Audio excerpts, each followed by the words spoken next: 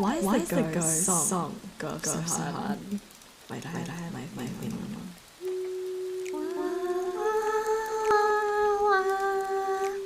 Yeah.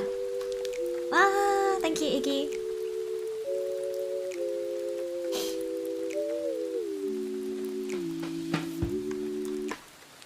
ASMR reverb. Yeah.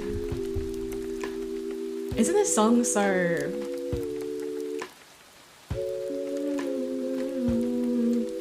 If you haven't seen it, it's like this little ghost singing and it's so cute. Sometimes I'd listen to it. Hey, this one. I'm listening to a 1 hour chill relax. It's literally a ghost song. It's just like ghost singing. It's super, super cute. Hi, my loves. How are y'all doing today? I missed you. I missed you. Anyone catch that fight this morning? Shit. Whoa. With Evie vibing.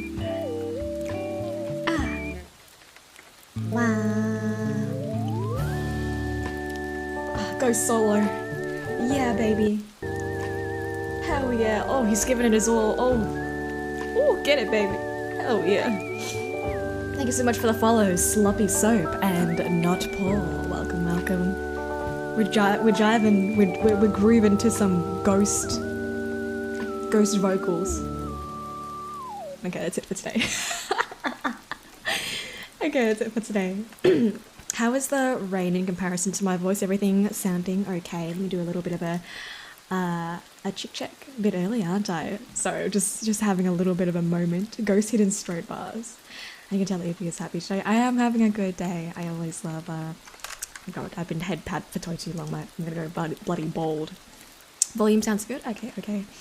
So while I go through and say hello to everyone and.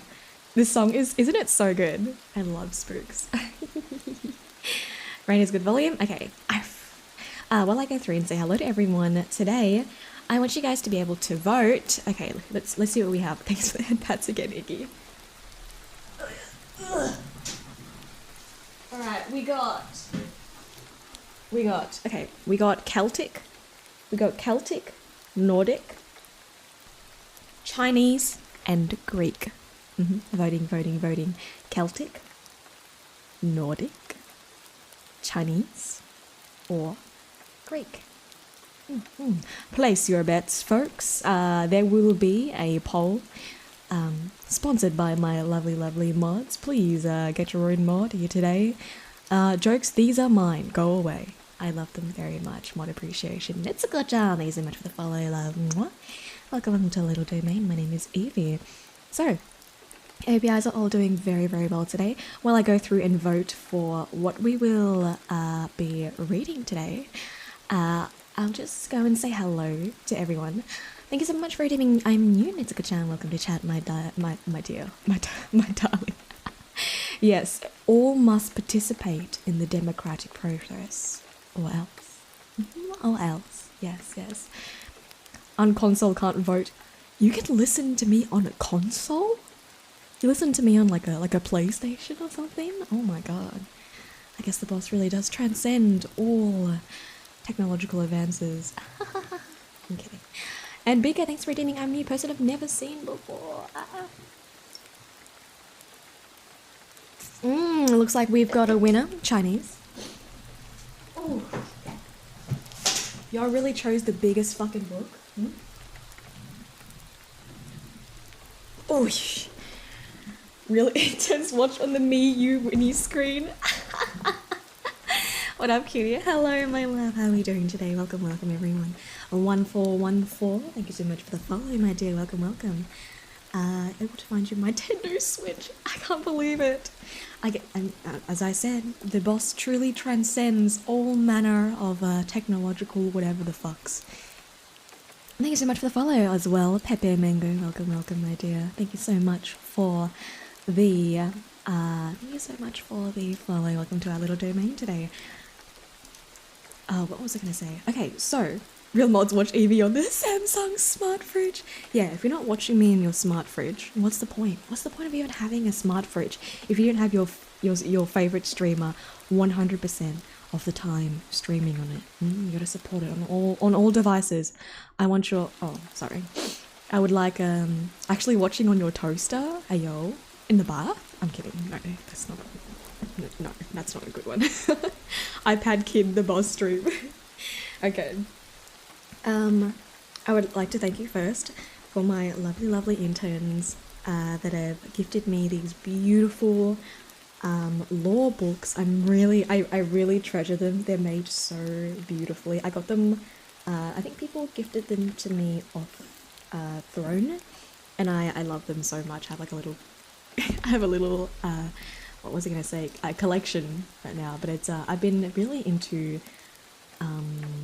What's the word? I've been really into. I can't speak all of a sudden. I've been really into collecting like physical books, like really appreciating like physical, like I don't know, just like a physical book, you know, like the handiwork, what goes into it. I've been watching these like bookbinding videos and shit is crazy. Shit is crazy out here. I hope Patreon has seen some love. It has. I'm so okay. For those of you that wait. Okay, so let me say hello to everyone first, and then we'll talk. We'll talk about stuff. So, Juno, thanks for redeeming first, and Dark Disaster Kid for redeeming second. Maddie for redeeming third. Welcome, my loves. And if you're new here, hi. My name is Evie. Arf. Thank you so much for the redeem, Darren. I hope you're all doing incredibly well today. I missed you. To those of you that watch a little bit of UFC, did you catch the fight today? Let me know. That was crazy. That was insane. Gravy, how are we doing today? Welcome, Myriad, welcome. Corrections, Laughing Devil. Sith, how are we doing? Not Paul. I'm glad you like reading. This is definitely the stream for you then, love. Strike back. It's great to see you, dear. Oh, little stinky though. Everyone's so stinky today. Spoonie, welcome. Iggy, how are we doing today? Who else do we have? Beaker, welcome. Matt, Chrono. Welcome. Blade, let me know how all your days went today. An Empty Husk, welcome. So let's see. Who else do we have? Sloppy Soap, welcome. I'm scrolling, Mr. Lil Dude. Hello, dear. And Void Wave CEO, welcome. Thank you so much for the follow, my dear. Who else do we have? Like Killer? Is it Like Killer or Like Killer or Absol? Let me know what you would prefer to be called, my dear. Could be watching through the kitchen fridge, not the kitchen fridge. Minas Kazoo, how are you doing? Welcome. Who else do we have today? Stone Toad, how are we doing, love? And if I did end up missing you, I apologize. Rick, hello. Okay. The Gain and Sweevarsify. God damn. That was insane. Was that not the craziest shit you have ever seen in your life? I really thought that Cyril would eat him up. And Cyril Gunn is he's so fast for a heavyweight, and he's so accurate as well, which is why I think he's so good at what he does. But I really underestimated in the second round, Tai Tuivasa, like I thought he got him. I thought he really got that knockout, but in the UFC you never really know. Sasha Banks, I'm not familiar with that fighter. Rob Whittaker, my Australian babies. We did have a win. We did have a win. Daddy is here. I don't have one. I don't have a dad. It's Father's Day in Australia though, so happy Father's Day for the sub daddies out there, the sub daddies, sub mommies, sub whatever non-binary folk are out there, sub whatever you identify yourself with. Happy day to you. Hi Vapanest, how you doing, my love? But I think Robert Whittaker is so good. If only it weren't for Adesanya, he would be champion. But that's okay. It is what it is. But it's God, I thought I would be rooting for Cyril Gane because I really enjoy. I think he's incredibly talented and really, really technical and amazing fighter, but seeing him like reek, seeing him destroy Tai Suivasa just hurts. Just hurts so much. I'm like, that's my boy out there, what the fuck? Ouch. And then senpai. You'll see emote win. It'll just be me like raging.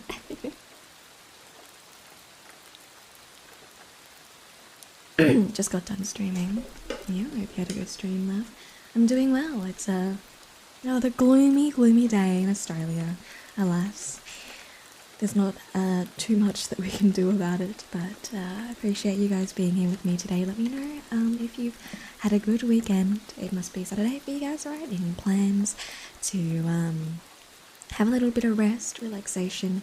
We're going to be doing some reading today, but before that, I did want to thank everyone for the amazing reception to the Patreon open that we had last stream. Ex-Kuros. Thank you so much. Kurois, thank you so much for the follow, my dear. Welcome. My name is Evie. Thanks for joining us today. Not done much of anything today, just sat and vegetated. Oh, I thought I ate vegetables. Supposed to be preparing for streams in coming week. Best of luck with that, dear. A lot of y'all talking about streaming yourself. It's a little bit weird. I don't know how to kind of respond to that. But thank you so much for all the positive kind of support that you guys have had for the Patreon. I really hope that you guys like it. And even if you're not interested in being a patron, that's totally okay. The first month's audio is completely free. So if you were, I don't know, you were interested in seeing what kind of bullshittery, kind of shenanigans boss gets up to out of office, it's doing suspicious audio. But yeah, for those that signed up and have, I'm thinking about editing the tiers a bit, because I did speak to Mugi about a collaboration. It's on the download, it's on the hush, okay. But she said that unfortunately with the early merch, we'd only be able to do it probably, if it's early, probably like maybe a week earlier. So I don't know if that's like an incentive that would be worth it for people. So I'm going to be editing that, but for those that have already signed up, I'm going to be adding some additional incentives. So you'll be getting a additional like postcard and a message that will be and like a personalized thank you message for yourself if you are in that tier. And I didn't realize it would be that, so I apologize in advance if you thought you'd be getting the, what was I going to say? If I apologize in advance if it kind of insinuated or seemed that you'd be getting the merch like maybe a month earlier, just because of the nature of pre-ordering and how the merch kind of gets in. Mugi would only be able to do it like maybe a week earlier, just because she does have other clients as well that she needs to tend to. So we want to thank her again for her incredible time and help with that. But I do want to specify that if that is something that you are not comfortable with, then by all means, I 100% understand. So thank you again for being patient and being understanding with me while we sort everything out. But I will be adding a an additional like postcard and like stickers and etc., so that you'll be able to and then like a personalized thank you message if you are part of that highest tier. Thank you so much, Sindeka, for the follow. Welcome, my dear. My name is Evie. Thank you so much for dropping by today. Tea check. I got some tea today.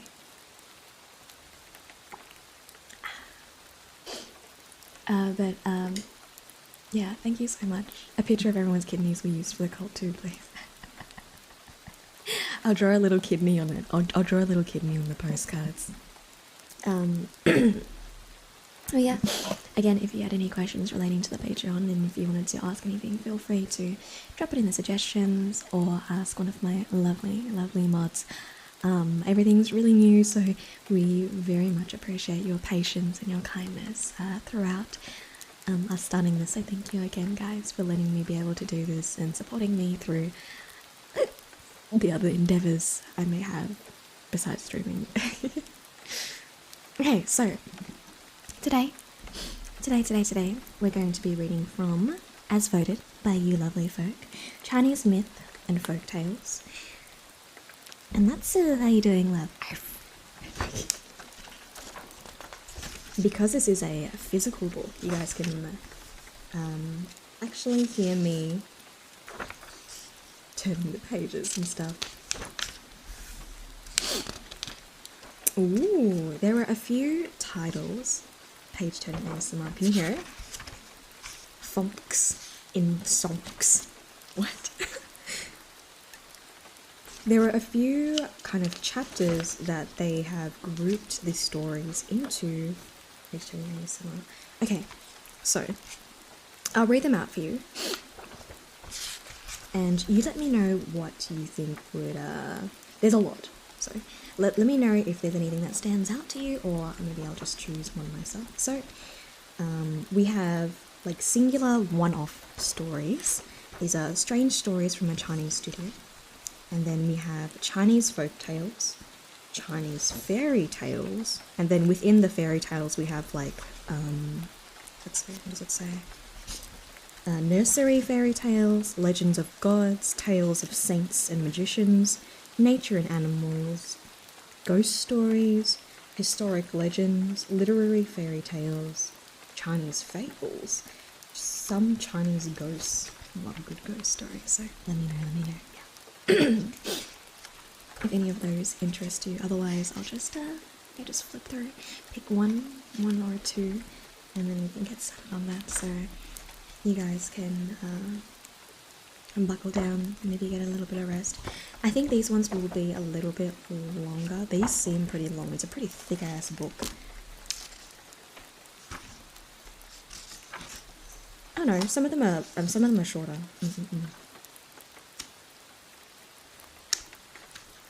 But the beautiful thing is that these pages actually have a layer, like, what's it called? But they're like, do the Saint God ones go on really long? I'll double check for you though. Oops, sorry.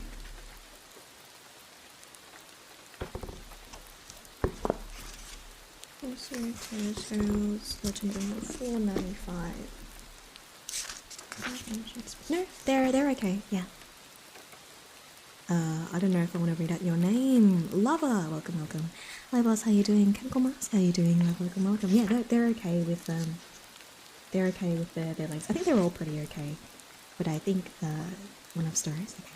The amazing thing is that these pages are actually, it's kind of like gilded in like this this beautiful like gold.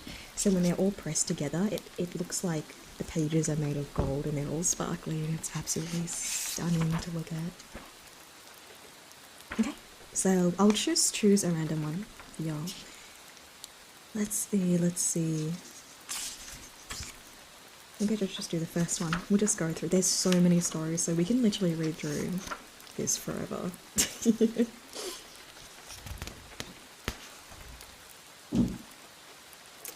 And I would like to preface, I am not Chinese, so if I mispronounce any of these, I apologize. I apologize, I'm doing my god darndest out here, so sorry loves, I'm trying my best. And Juanro, welcome dear, how are we doing today? What did I get it in? Okay. No, that. Yeah. So yeah, also as a disclaimer, I won't be able to answer your messages, unfortunately. Thank you for your follows during the reading, so thank you for understanding. I'll catch up after the tale is finished. These ones are a little bit shorter, so hopefully you guys can hold on. Chipakapa, how are you doing, love? Howdy, again. We just started, so welcome on in. You made it just in time. We're doing some Chinese folklore today. I have something that just popped up, so I'll see you later. No worries, love. Have a great rest of your day. So, the first one is, and I don't know if these stories are good or not, so, you know, well, it's a process. We'll see through it together. But it's fun. I always love going through these together with y'all. So the first one is called Just in Time for Stories and Page Flipping. Can you guys hear the pages? I have it like really up to the mic so you guys will be able to hear. Hopefully it's not too loud. Let me know. This first one is called Examination for the Post of Guardian Angel. It's perfect, beautiful. My eldest sister's husband's grandfather, named Sung Tao, was a graduate. One day, while lying down from indisposition, an official messenger arrived, bringing the usual notification in his hand and leading a horse with a white forehead, to summon him to the examination for his master's degree. Mr. Sung here remarked that the grand examiner had not yet come, and asked why they should be this hurry. The messenger did not reply to this, but pressed so earnestly there at length, Mr. Sung roused himself, and getting upon the horse, rode with him. The way seemed strange, and by they reached a city which resembled the capital of a prince. They then entered the prince's yamen, the apartments of which were beautifully decorated, and there they found some 10 officials sitting at the upper end, all strangers to Mr. Sung, with the exception of one, whom he recognized to be the god of war. In the veranda were 2 tables and 2 stools, and at the end of one of the former a candidate was already seated. So Mr. Sung sat down alongside him. On the table were writing materials for each, and suddenly down flew a piece of paper with a theme on it, consisting of the following 8 words: 1 man, 2 men, by intention, without intention. When Mr. Sung had finished his essay, he took it into the hall. It contained the following passage: those who are virtuous by intention, though virtuous, shall not be rewarded, and those who are wicked without intention, though wicked, shall receive no punishment. The presiding deities praised this sentiment very much, and called Mr. Sung to come forward, said to him, "A guardian angel is very much." And calling Mr. Sung to come forward again, said to him, oh wait, no, I read it wrong. The presiding deities praised this sentiment very much, and calling Mr. Sung to come forward, said to him, "A guardian angel is wanted in Honan. Go you and take up this appointment." Mr. Sung no sooner heard this than he bowed his head and wept, saying, "Unworthy though I am of the honour you have conferred upon me, I should not venture to decline it. But my aged mother has reached her 7th decade, and there is no one to take care of her. I pray you let me wait until she has fulfilled her destiny, when I will hold myself at your disposal." Thereupon one of the deities, who seemed to be the chief, gave instructions to search out his mother's term of life, and a long-bearded attendant forthwith brought in the Book of Fate. On turning it over, he declared that she still had 9 years to live, and then a consultation was held among the deities, in the middle of which the god of war said, "Very well, let Mr. Graduate Chang take the post, and be relieved in 9 years' time."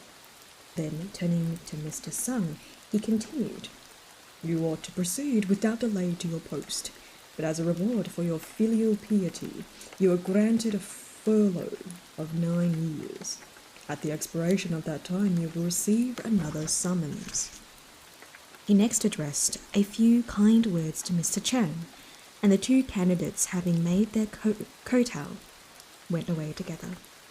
Grasping Mr. Sung's hand, his companion, who gave Chang Chi of Changshan as his name and address, accompanied him beyond the city walls and gave him a stanza of poetry at parting.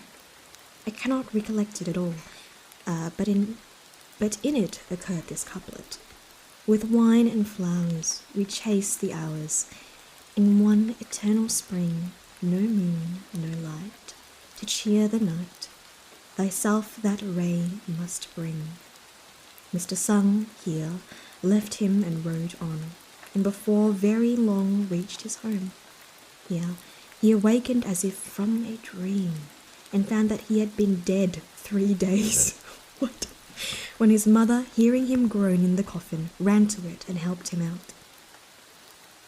It was some time before he could speak, and then at once inquired about Changshan, where, as it turned out, a graduate named Chang had died that very day. 9 years afterward, Mr. Sung's mother, in accordance with fate, passed from this life.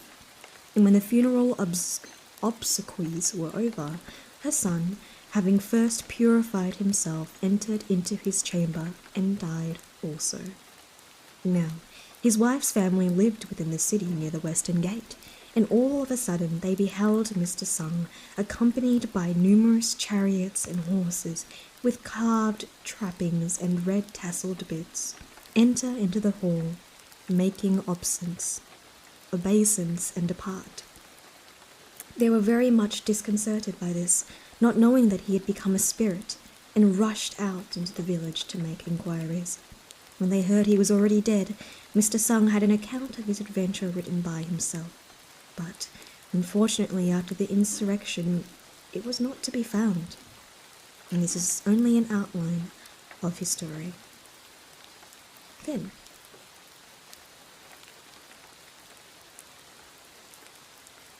what? I'm a little confused. I'm a little confused, eh? Thank you so much for the follow, Alfie, my dear. Welcome, welcome.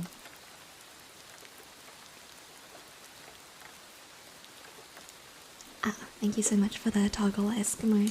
And hi, Sleepless. How are you doing today, love? Yeah, really interesting. I think it's interesting, like even the way that it's written, like the prose that they use. Chilling did all my house chores today. That's nice, that's nice. It's nice to get all the chores out of the way. I think it's like, it's so interesting because when we read from different cultures, it's like, even the way that they write their stories is so different, you know? Like when we were reading the Celtic ones, was it Celtic or Nordic? When we were reading the Nordic ones, and like, and they were all like, they were very like fantastical, you know. They're talking about the chick with the fucking nose that was 2 yards long, and this one is a lot more like, you can see kind of where the focus on what they deem as, like they talked a lot about how important filial deity, I pronounced that wrong.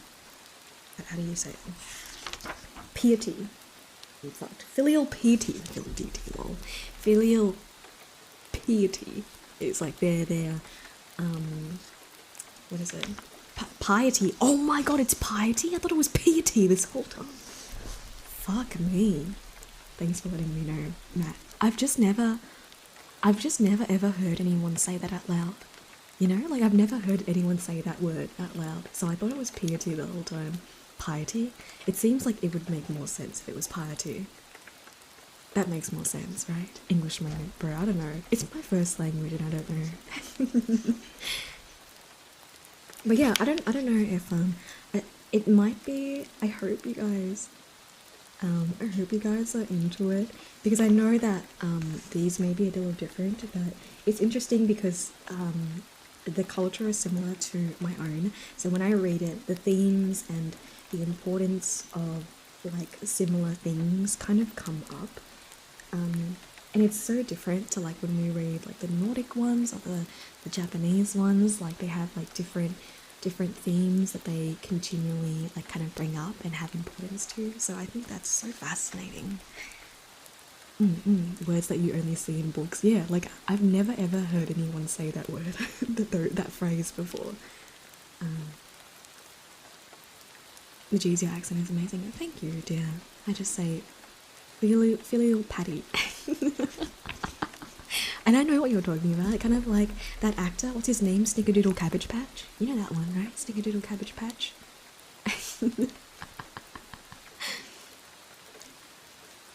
What was I going to say? Thank you so much for the follow, Blue Guy. Welcome, my dear. My name is Evie. Thanks for joining us today. And as always, if you would like to chill out and relax, maybe pop me on in the background, Or maybe do a little low-key like wind down for a good night, deserved rest.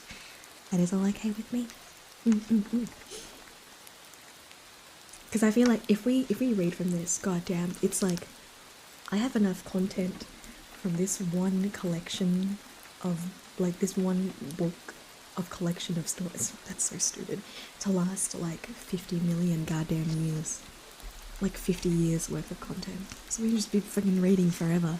It'll be 3 years down the track. It'll be like, we made it to Ghost Stories, guys. We've made it to Ghost Stories finally. Never mind, you made it. Hi, Panic. How you doing, man? Apparently it's piety because pietas from Latin. How many pages is the book? Okay, wait, let me see. Oh. It's 780 pages. Fuck. Whole ass fucking Harry Potter book out here. What the fuck?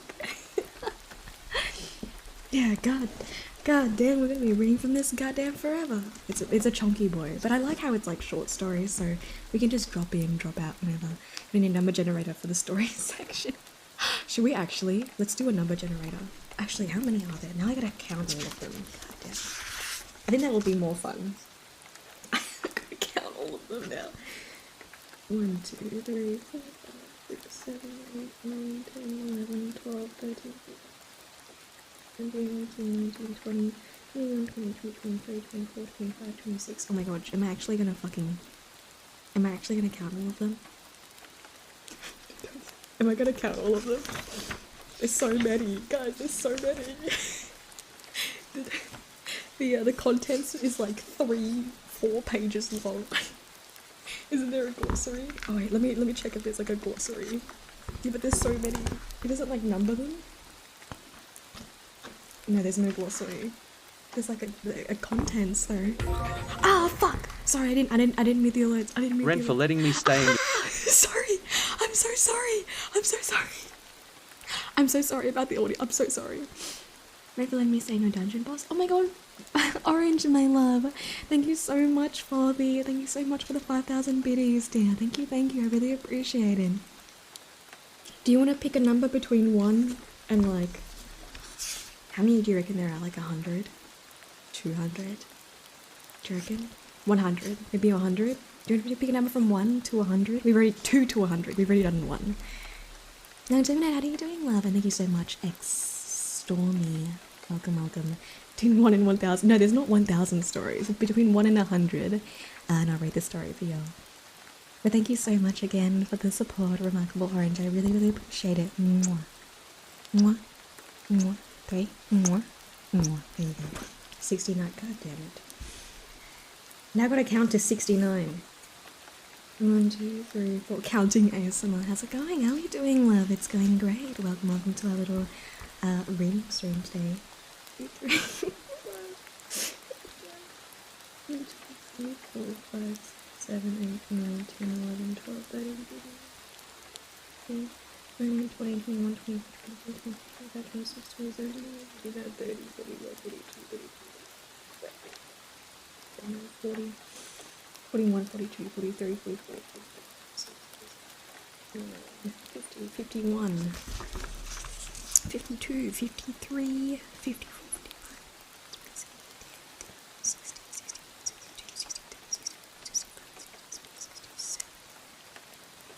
69.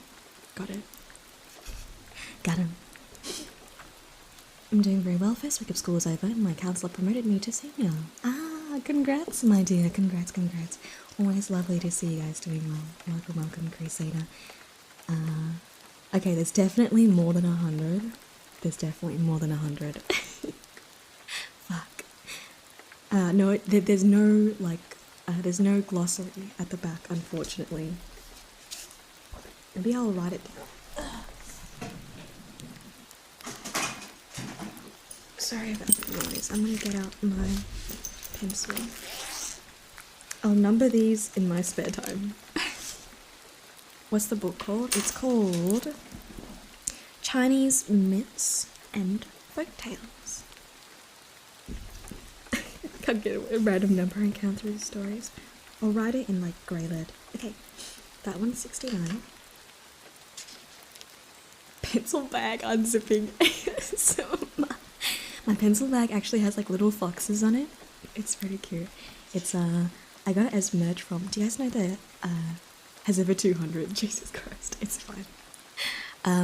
It's a. Do you guys know the K-pop band Shiny? That's where the foxes are from. It's cute. I like it a lot. I got it when I went to Korea. Okay, 69, which is the tale of the Princess of Tang Lake. Is it Smiggle? No idea. 214. 214.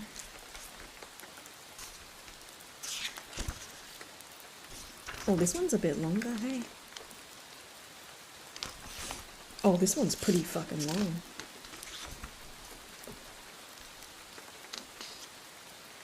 It's like 3 pages. Are we okay with that? Are we okay with that one, lads? That's like D&D modules not having a table of contents. What if you want to find a certain story? They're out here for our blood, man. They're just out here trying to fucking... That's okay? Or do you want me to find a shorter one? That's okay? It's like 1, 2, 3, 4, 5, 6 pages overall. Like I'm counting like... I'm counting like backs, I guess. Like faces? I don't know how to count it. It's like 6 pages. Is that too many? It's okay. Then I can go to like 68 or something.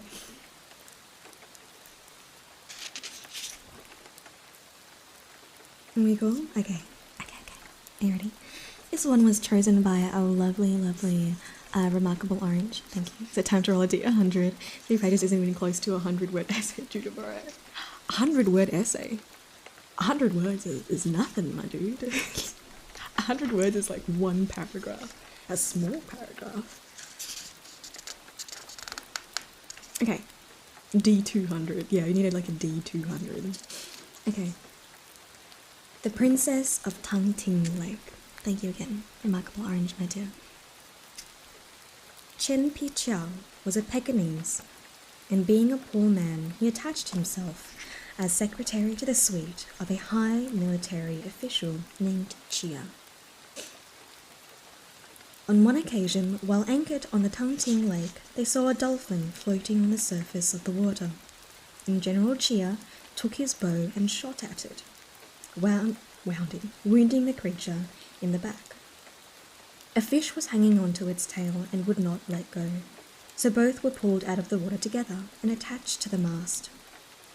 There they lay gasping, the dolphin opening its mouth as if pleading for life, until at length young Chen begged the general to let them go again, and then he himself half-jokingly put a piece of plaster upon the dolphin's wound, and had the two thrown back into the water, where they were seen for some time afterwards diving and rising again to the surface.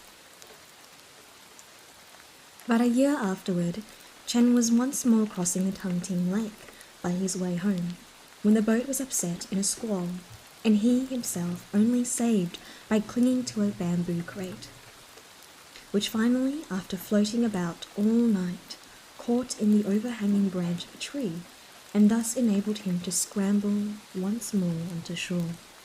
By and by, another body flowed in, and this turned out to be his servant.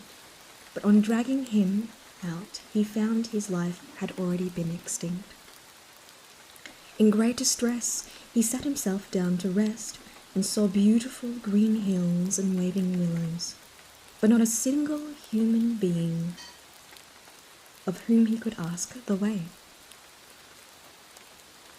From early morning till dawn, from early dawn till morning was far advanced, he remained in that state, and then, thinking he saw his servant's body move, he stretched out his hand to feel it, and before long the man threw up several quarts of water and recovered his consciousness. They now dried their clothes in the sun, and by noon these were fit to put on, at which period the pangs of hunger began to assail them, and accordingly they started over the hills in the hope of coming upon some habitation of man. As they were walking along, an arrow whizzed past, and the next moment 2 young ladies dashed by on handsome palfreys. Each had a scarlet band round her head, with a bunch of pheasant's feathers sticking in her hair, and wore a purple riding jacket with small sleeves, confined by green embroidered girdle round the waist. One of them carried a crossbow for shooting bullets, and the other on her arm a dark-coloured bow and arrow case. Reaching the brow of the hill, Chen beheld a number of riders engaged in beating the surrounding cover, all of whom were beautiful women and dressed exactly alike. Afraid to advance any further, he inquired of a youth who appeared to be in attendance, and the latter told him that it was a hunting party from the palace. And then, having supplied him with food from his wallet, he bade him to retire quickly, adding that if he fell in with them, he would assuredly be put to death. Thereupon, Chen hurried away, and descending the hill, turned into a copse, where there was a building which he thought would in all probability be a monastery. On getting nearer, he saw that the place was surrounded by a wall, and between him and a half-open red door was a brook, spanned by a stone bridge leading up to it. Pulling the back door, he beheld within a number of ornamental buildings circling in the air, like so many clouds, and for all the world resembling the imperial pleasure grounds. And thinking it must be a park of some official personage, he walked quietly in, enjoying the delicious fragrance of flowers, as he pushed aside the thick vegetation which obstructed his way. After traversing a winding path fenced in by balustrades, Chen reached a second enclosure, wherein were a quantity of tall willow trees, which swept the red eaves of the buildings with their branches. The note of some bird would set the petals of the flowers fluttering in the air, and the least wind would bring the seed vessels down from the elm trees above. And the effect upon the eye and heart of the beholder was something quite unknown in the world of mortals. Passing through a kiosk, Chen and his servant came upon a swing which seemed as though suspended from the clouds, while the ropes hung idly down in the utter stillness that prevailed. Thinking by this that they were approaching the lady's apartments, Chen would have turned back, but at that moment he heard some of the sound of horses' feet at the door, and what seemed to be the laughter of a bevy of girls. So he and his servants hid themselves in a bush, and by, as the sounds came nearer, he heard one of the young ladies say, "We've had nothing but poor sport today." Whereupon another cried out, "If Princess hadn't shot that wild goose, we should have taken all this trouble for nothing." Shortly after this, a number of girls dressed in red came in escorting a young lady, who went and sat down under the kiosk. She wore a hunting costume with tight sleeves, and was about 14 or 15 years old. Her hair looked like a cloud of mist at the back of her head, and her waist seemed as though a breath of wind might snap it. Incomparable for beauty, even among the celebrities of old. Just then the attendants handed her some exquisitely fragrant tea, and stood glittering around her like a bank of beautiful embroidery. In a few moments the young lady arose and descended the kiosk, at which the attendants cried out, "Is your Highness too fatigued by riding to take a turn in the swing?" The princess replied that she was not, and immediately some supported her under the shoulders, while others seized her arms, and others again arranged her petticoats, and brought her the proper shoes. Thus they helped her into the swing. She herself stretched out her shining arms, and putting her feet into a pair of suitable slippers, and then away she went, light as a flying swallow, far up into the fleecy clouds. As soon as she had had enough, the attendants helped her out, and one of them exclaimed, "Truly, Your Highness is a perfect angel." At this the young lady laughed and walked away, Chen gazing after her in a state of semi-consciousness until, at length, the voices died away, and he and his servant crept forth. Walking up and down near the swing, he suddenly espied a red handkerchief near the paling, which he knew had been dropped by one of the young ladies, and thrusting it joyfully into his sleeve, he walked up and entered the kiosk. There, upon a table, laying writing materials, and taking out the handkerchief, he indited upon it the following lines: "What form divine was now sporting nigh? 'Twas she, I trow, of golden lily fame. Her charms the moon's fair denizens might shame. Her fairy footsteps bear her to the sky." Humming the stanza to himself, Chen walked along seeking for the path by which he had entered, but every door had become securely barred, and he knew not what to do. So he went back to the kiosk, when suddenly one of the young ladies appeared, and asked him in astonishment what he did there. I have lost my way," replied Chen. I pray you lend me your assistance." "Do you happen to have found a red handkerchief?" said the girl. "I have indeed," answered Chen, "but I fear I've made it dirty." And suiting the action to the world, he drew it forth and handed it to her. "Wretched man," cried the young lady, "you are undone. This is the handkerchief the princess is constantly using, and you have gone and scribbled all over it. What will become of you now?" Chen was in great fright and begged the young lady to intercede for him, to which she replied, "It was bad enough that you should come here and spy about. However, being a scholar and a man of refinement, I would have done my best for you. But after this, how am I to help you?" Off she then ran with the handkerchief, while Chen remained behind in an agony of suspense, and longing for the wings of a bird to bear him away from his accursed fate. By and by, the young lady returned and congratulated him, saying, "There is some hope for you. The princess read your verses several times over and was not at all angry. You will probably be released, but meanwhile, wait here, and don't climb the trees or try to get through the walls, or you may not escape after all." Evening was now drawing on, and Chen knew not for certain what was about to happen. At the same time, he was very empty, and what was food, hunger, and anxiety, death would have had been almost a happy release. Before long, the young lady returned with a lamp in hand, followed by a slave girl bearing wine and food, which she forthwith presented to Chen. The latter asked if there was any news about himself, to which the young lady replied that she had just mentioned his case to the princess, who, not knowing what to do with him at that hour of night, had given orders that he should at once be provided with food. "Which at any rate," added she, "is not bad news." The whole night long, Chen walked up and down, unable to take rest, and it was not until late in the morning that the young lady appeared with more food for him. Imploring her once more to intercede on his behalf, she told him that the princess had not instructed them to either kill nor release him, and that it would not be fitting for her, such as yourself, to be bothering the princess with suggestions. So there, Chen still remained until another day had almost gone, hoping for the welcome moment, and then the young lady rushed in hurriedly, saying, "You are lost!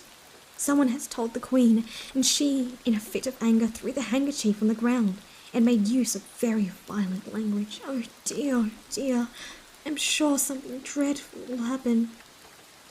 Chen threw himself on his knees, his face as pale as ashes, and begged to know what he should do.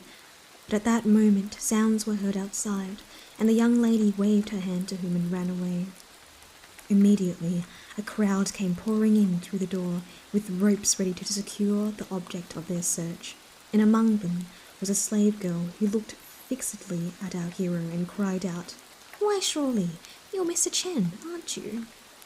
At the same time stopping the others from binding him until she should have reported him to the queen. In a few minutes she came back, and said the queen requested him to walk in, and in he went. Through a number of doors, trembling all the time with great fear, until he reached a hall, the screen before which was ornamented with green jade and silver. A beautiful girl drew aside the bamboo curtain at the door and announced, "Mr. Chen," and he himself advanced, and he fell down before a lady who was sitting down upon a dais at the other end, knocking his head upon the ground and crying out, "Thy servant is from a far-off country, spare his life." "Sir," replied the queen, rising hastily from her seat and extending a hand to Chen, "but for you, I should not be here today. Pray excuse the rudeness of my maids." Thereupon a splendid repast was served, and wine was poured out in chased goblets, to the no small astonishment of Chen, who could not understand why he was treated thus. "Your kindness," observed the queen, "in restoring me to life I am quite unable to repay. However, as you have made my daughter the subject of your verse, the match is clearly ordained by fate, and I shall send her along to be your handmaid." Chen hardly knew what to make of this extraordinary accomplishment of his wishes, but the marriage was solemnized there and then.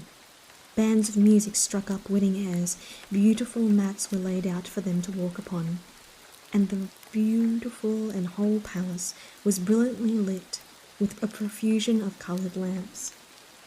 Then Chen said to the princess, "That a stray and unknown traveller like myself, guilty of spoiling your highness's handkerchief, should have escaped the fate he deserved, was already more than could be expected. But now, to receive you in marriage, this indeed far surpasses my expectations." "My mother," replied the princess, "is married to the king of this lake, and is herself the daughter of the river prince. Last year, when on her way to visit her parents, she happened to cross the lake, and was wounded by an arrow, but you saved her life, and gave her a plaster for her wound. Our family, therefore, is grateful to you, and can never forget your good act, and do not regard me as of another species than yourself. The Dragon King has bestowed upon me the elixir of immortality, and this I will gladly share with you." Then Chen knew that his wife was a spirit, and by he asked her how the slave girl had recognized him, to which he replied that the girl was the small fish which had been hanging to the dolphin's tail. He then inquired why, as they didn't intend to kill him, he had been kept so long a prisoner. "I was charmed by your literary talent," answered the princess, but I did not venture to take the responsibility upon myself, and no one saw how I tossed and turned the livelong night." "Dear friend," said Chen, "but come, tell me, who was it that brought my food?" "A trusty maid of mine," replied the princess. "Her name is Lien." Chen then asked how he could ever repay her, and the princess told him there would be plenty of time to think of that, and when he inquired where the king, her father, was, she said he had gone off with the god of war to fight against Yu, and had not returned. A few days passed, and Chen began to think about his people at home, and how they would grow anxious without him. So he sent off his servant with a letter to tell them he was safe and sound, at which they were all overjoyed, believing him to have been lost in the wreck of the boat, of which event news had already reached them. However, they were unable to send him any reply, and were considerably distressed as how he would find his way home again. 6 months afterward, Chen himself appeared, dressed in fine clothes, riding on a splendid horse, with plenty of money and valuable jewels in his pocket, evidently a man of great wealth. From that time forth, he kept up a magnificent establishment, and in 7 or 8 years had become the father of 5 children. Every day he kept open house, and if anyone asked him about his adventures, he would readily tell them without reservation. Now a friend of his, Lien, whom he had known since they were boys together, and who, after holding an appointment for some years in Nanfu, was crossing the Tang Lake on his way home, suddenly beheld an ornamental barge with carved woodwork and red windows, passing over the foamy waves, the sound of music and singing from within. Just then a beautiful young lady leant out of one of the windows, which she had pushed open, and by her side Lien saw a young man sitting in a negligee attitude, with two nice-looking girls stood by and shampooed him. Liang at first thought it must be the party of a high official, and wondered at the scarcity of the attendants, but on looking more closely at the young man, he saw it was no other than his old friend Chen. Thereupon he began almost involuntarily to shout out to him, and when Chen heard his own name, he stopped the rowers and walked out toward the figurehead, beckoning Lien to cross over into his boat, where the remains of his feast will clear the way quickly, and fresh supplies of wine and tea and all kinds of costly foods were spread out by handsome slave girls. "It's 10 years since we met," said Liang, "and what a rich man you have become in the meantime." "Well," replied Chen, "do you think that's so very extraordinarily for a poor fellow like me?" Liang said, and asked him who was the lady with whom he was taking wine, and Chen said she was his wife, which very much astounded Liang, who further inquired whither they were going. "Westward," answered Chen, and prevented any further questions by giving a signal for music, which effectually put a stop to all further conversation. By and by, Liang found the wine between his hand and seized the opportunity to ask Chen to make him a present of one of his beautiful slave girls. You are drunk, my friend," replied Chen. "However, I will give you the price of one as a pledge of our old friendship," replied Chen. "However, and turning to a servant, he bade him present Liang with a splendid pearl, saying, "Now you can buy a green pearl.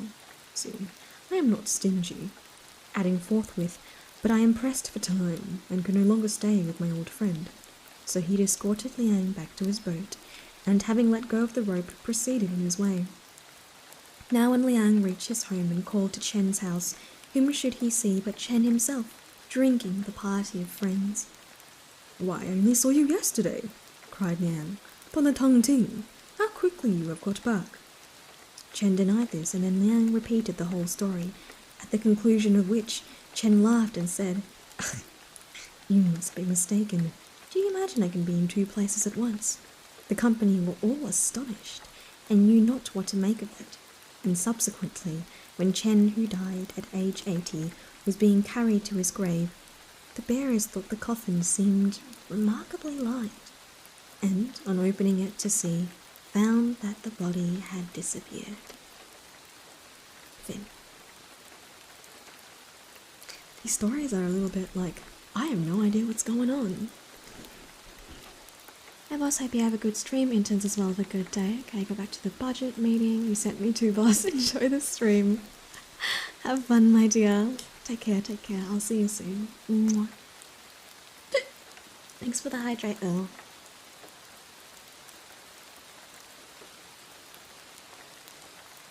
What do you guys think?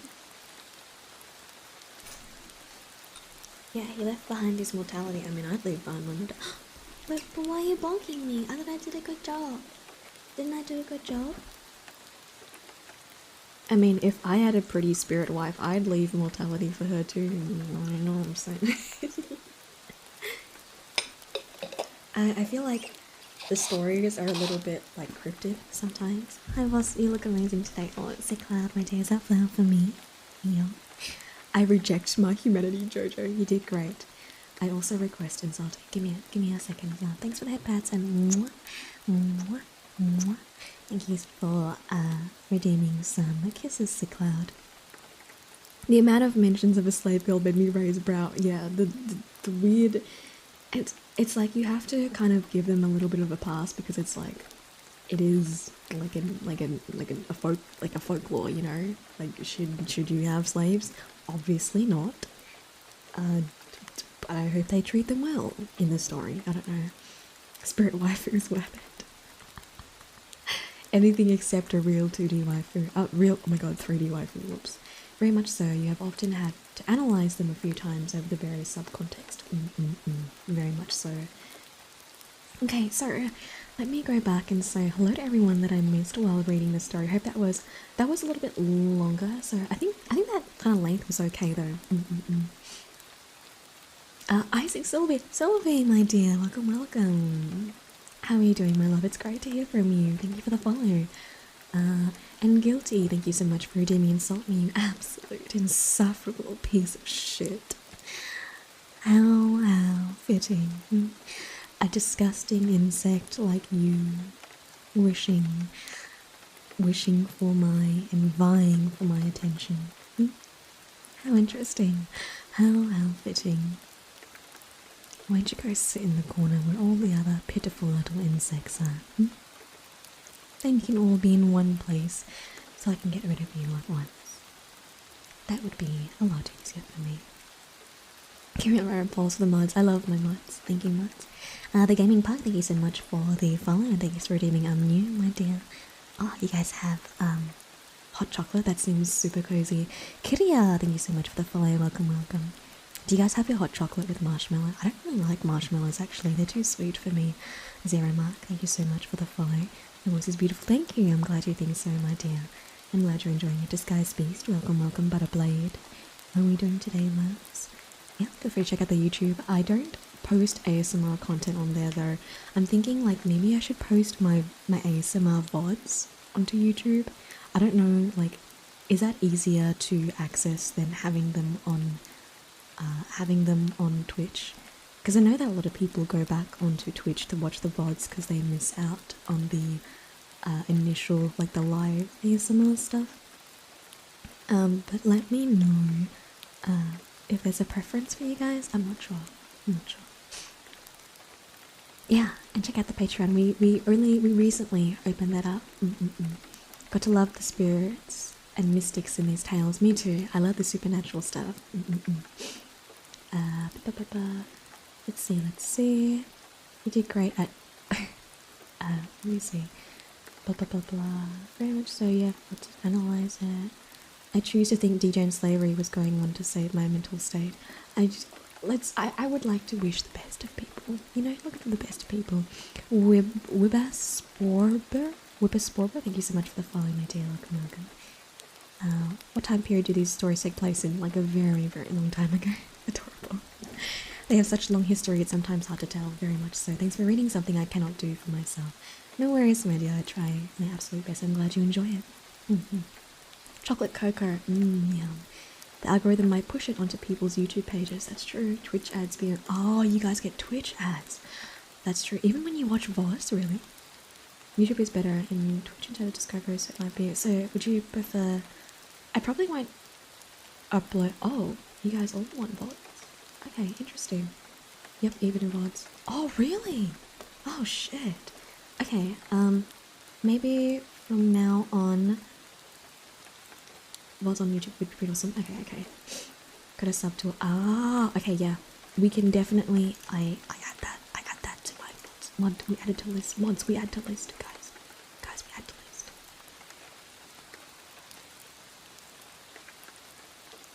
Thank you, Al. I love my mods so much. Guys, I love my mods so much. I appreciate them so much. They're so fucking good. VODs are worse. Every 15 minutes they're... Oh my god, that's so terrible. So it's not even an hour. You get an ad every hour you watch the video. Oh my god, that's so terrible. So even... Okay. I got you guys. We'll start uploading it onto YouTube. Oh, I know that... Okay. I have a question. I don't know if you guys know the answer to this, but I know that...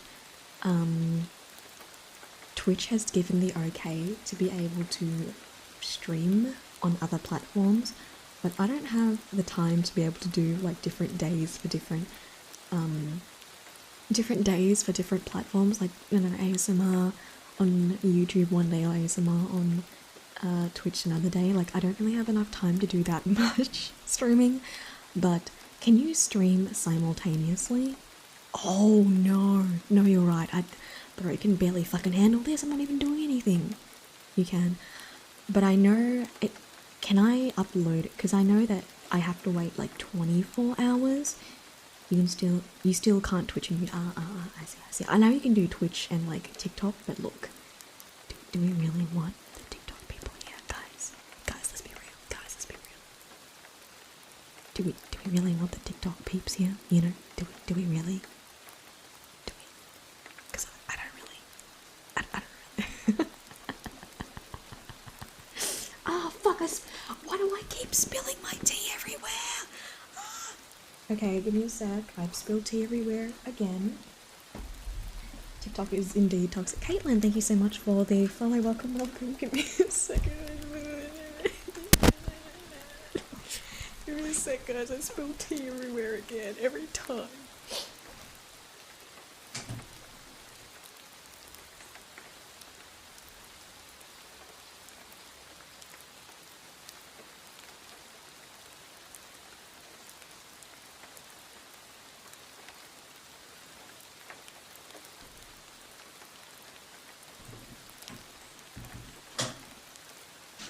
God damn it. Okay, yeah, I'm okay.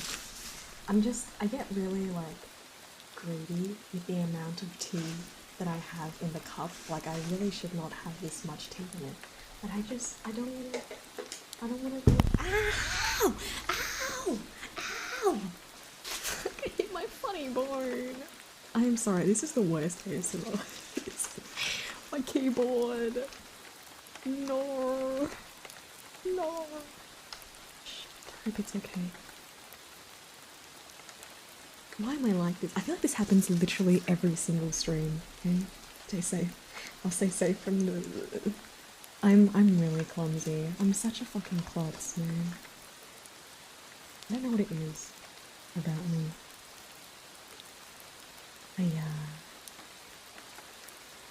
I'm really clumsy.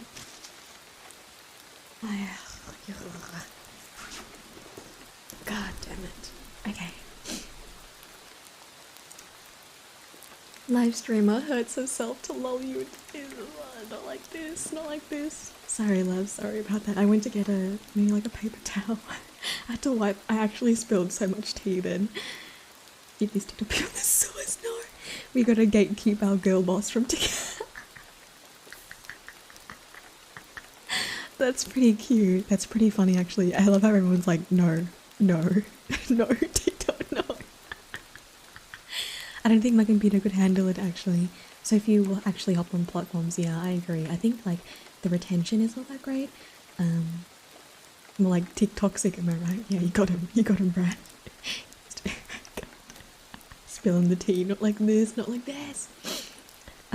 ASMR RP, your clumsy demon CEO spills tea all over the tax forms and needs your help filling them out. Like, no suggestion, no suggestive content whatsoever. I just messed up the tax forms and now we all need to stay over time to fix them up.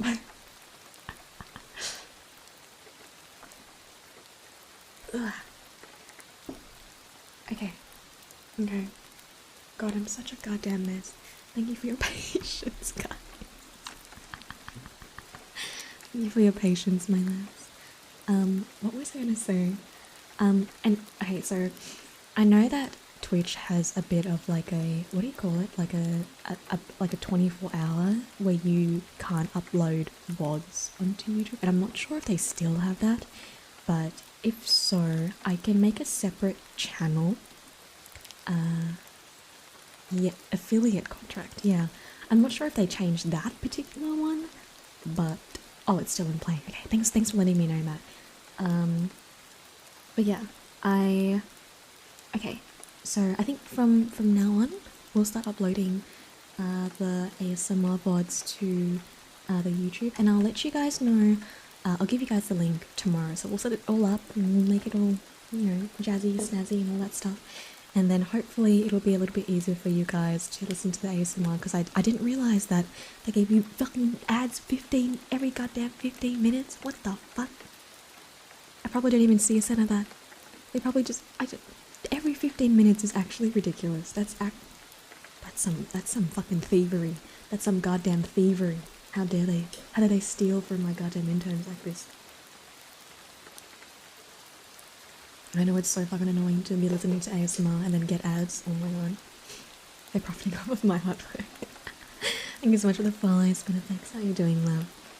And also because it'll be like a new YouTube a new YouTube channel. There won't be any ads because I won't have any. So you can freely listen to the ASMR there. I think it's a good idea.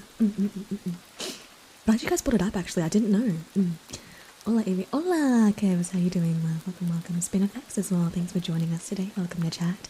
And Hades Val. Welcome, welcome, my dear. Thank you so much for the follows. Thank you, guys. Yeah, it is, especially when you fall asleep and wake up to a loud-ass Macasette. It's so annoying. It's so annoying. Cool. Oh my god, really? Did we hit 200 subs on YouTube? That's amazing. Thank you so much, guys. I have a YouTube where I upload clips and also highlight videos, and that's where I'll also be thanking my patrons at the end of the highlight videos if you are one of those. So keep an eye out. Keep an eye out. So Australian ASMR, best ASMR. I'm glad you think so, dear.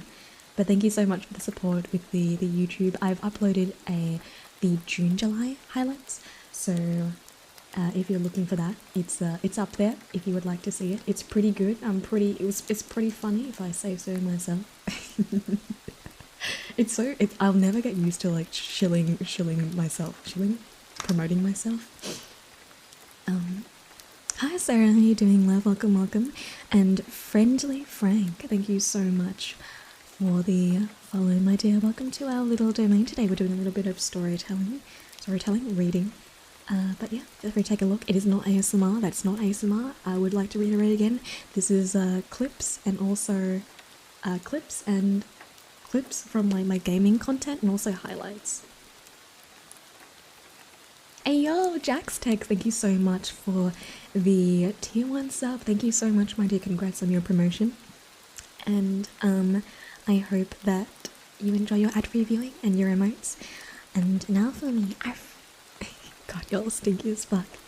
I actually added a little bit of a goal.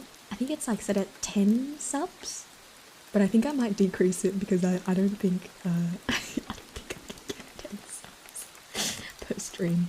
But I think it's cute that we actually have like a goal in place, you know, and then we'd be like, yeah, we with the goal, whatever.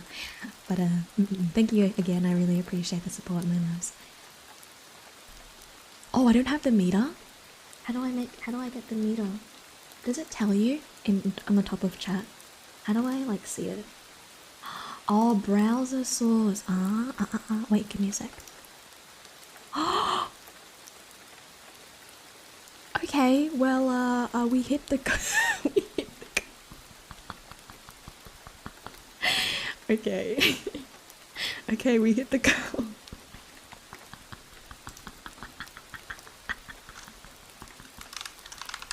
Well, that was easy. God damn it, every time. Thank you so much, my loves. I really appreciate it. Look at this. Wait. Why is it like that? Huh?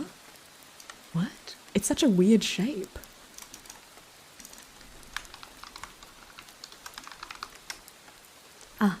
Here we go. Look, we did it! Yay, we did it! We did it, guys. Thank you so much. Wait, I'm gonna customize it. I don't like this color. Oh, the colors are not great, guys. Let's do this one. I think this one suits us a little more. An average shape. Where should I put it? Yeah? Let's put it here. Yay! Thank you so much, guys. Thank you so much for the 9 gifted snap. I really, really appreciate it. Thanks so much for helping me hit my sub goal for the stream. Thank you. I really appreciate it, guys. As always, it helps me a lot being able to continue this this amazing thing that we have here. It's an average shape, jeez. I don't like that it's square. I don't like that it's like a square. It like really, I don't like it. I don't know. It says preview, but it's not, I don't like it. I love your model. Thank you. I really appreciate that, my love. I'm glad you enjoy it. I like it too. Model updates to come. Oh, set the height to 4. Okay, it even tells me and I didn't read it. Alright, okay, fine. 1480 and 160. Oh, okay. No, that looks a lot better. No, that looks a lot better. God damn. When is there ever a stream that I am not fighting with the fucking technology? Name one stream that has gone off without like any issues with tech, because I can name literally none. There is none. It's just like a thing. Is it called a draw? Oh my gosh, of course, my dear. I absolutely, if I would be so incredibly honored. I fucking love receiving fan art. I have like a little what is it? I have a little like folder that I save all of it from, and I really, really appreciate it. Yeah, we have an art channel and I'll retweet it, and I think fan art is like the coolest thing. Like I can't even imagine people would like me enough to like do fan art with me, so it's all incredibly appreciated. Let's see, it's a dog tag actually for my dog, if you want to see. Where's my dog? Do you guys remember what toggle it was? Yeah. It's my pup. It's my pup, Cerberus. We're best friends. Cerberus, do you want to say hi? There you go. But okay. Yeah, it's definitely the what do you call it? The enemy of all streamers. If I, goddamn, I'm so bad at tech shit. It's like I don't know how I've made it this far, to be honest. yeah, it's my tiny little hellhound. Sorry, what was I gonna say? Thank you so much for the follow, call me your waifu. Thank you. I really, really appreciate it. And thank you so much for the posture check. I was indeed sitting like a shrimp. No offense, shrimp, if you're here. What was I gonna say? It's it's truly impressive how bad it is, eh? yeah, so I have a little dog tag that matches Cerberus's name. It's cute. A little scary puppy. Yeah, he doesn't know how to breathe flames yet. I'll teach him. Yeah, we can hang out. He can hang out with us today. Shrimpin' is pimpin'. Shrimpin' is pimpin', he says. Shrimpin' is pimpin'. Cerberus is a good name. Wait till he grows up. I'm really excited for you guys to see like the lore video and stuff. Sneak a peek. What? Did you guys hear anything? What? I didn't hear anything. Make sure you feed him plenty of souls of the internet. Actually, you know how like we take a lot of kidneys? Remember that? The kidney stuff? Yeah, well it goes to a certain place. I won't say where.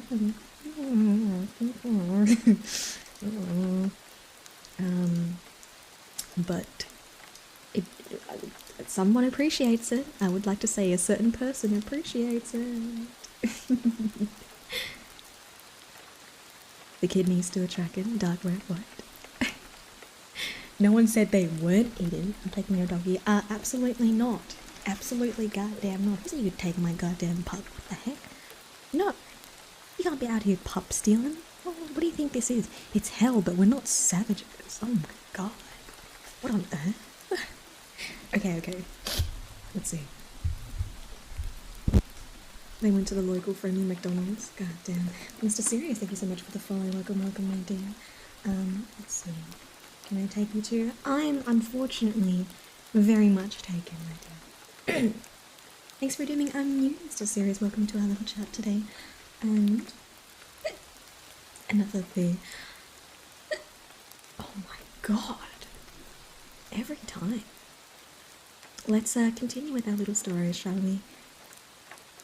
And Snap, if you're here, would you like to pick a number between 1 and 200? I will say the lower the number is, the more I will very much appreciate you. But you can pick any that your heart desires, my dear. No, Snapdragon, because he gifted the subs. 23. Thank you, dear. Thank you. I must have put you in that puppy in the backpack. We can't fit in a backpack. What the fuck? Them hicks. Sometimes they have hiccups, right? Sometimes we be having hiccups. Okay, 23. 1, 2, 3, 4, 5, 6, 7, 8, 9, 10, 11, 12, 13, 14, 15, 16, 18, 20, 21, 22, 23. So you've chosen the tale of Miss Lien. I can't pronounce this. How do you pronounce this? It's like a it's pronounced like it's written like this. I Lien. How do I say? Prime Harmonics, thank you so much for the following. Welcome, welcome, my dear. My name is Evie. Thank you for joining us today. Today we're reading from Chinese myths and folk tales. So we need a little bit of help with the pronunciation now and then because I'm not Chinese. If any of y'all are Chinese in the chat and you know how to pronounce that, please let me know. Hey, don't say that. I don't appreciate that.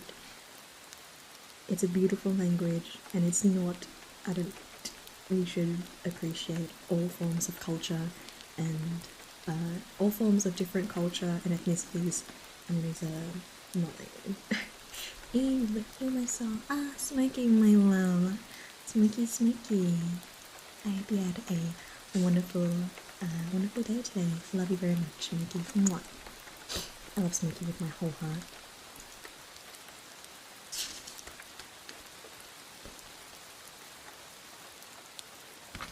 Cordless, thank you so much for the follow. Welcome.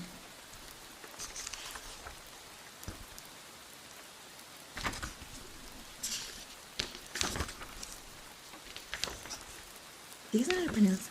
If anyone is Chinese in chat and you know how to pronounce it properly, please let me know. I really don't want to. I'm just gonna mess it up the entire time. Maybe I'll just call it by first name. 79. And as Welsh, thank you so much for following, my dear. Welcome. My name is Evie. We're doing Xiang. Lien Xiang. Okay, thank you, my dear. It's a lot better now. Oh, my dear, I'm glad. Feel free to have a good rest as much as you do there. And when you settle down, close your eyes. You've worked so hard, dear. Page turning ASMR. And I'll turn all the way to page 79.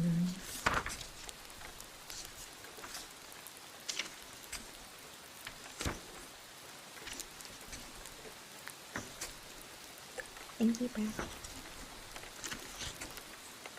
Lien Xiang. Okay, it's pronounced like that. Yeah, Lien Xiang. Thank you, dears. Thank you.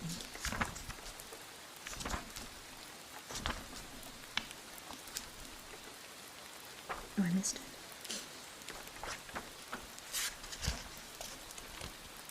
So, thank you, Dragon. Thank you, Snap, for the suggestion. This is story number 23.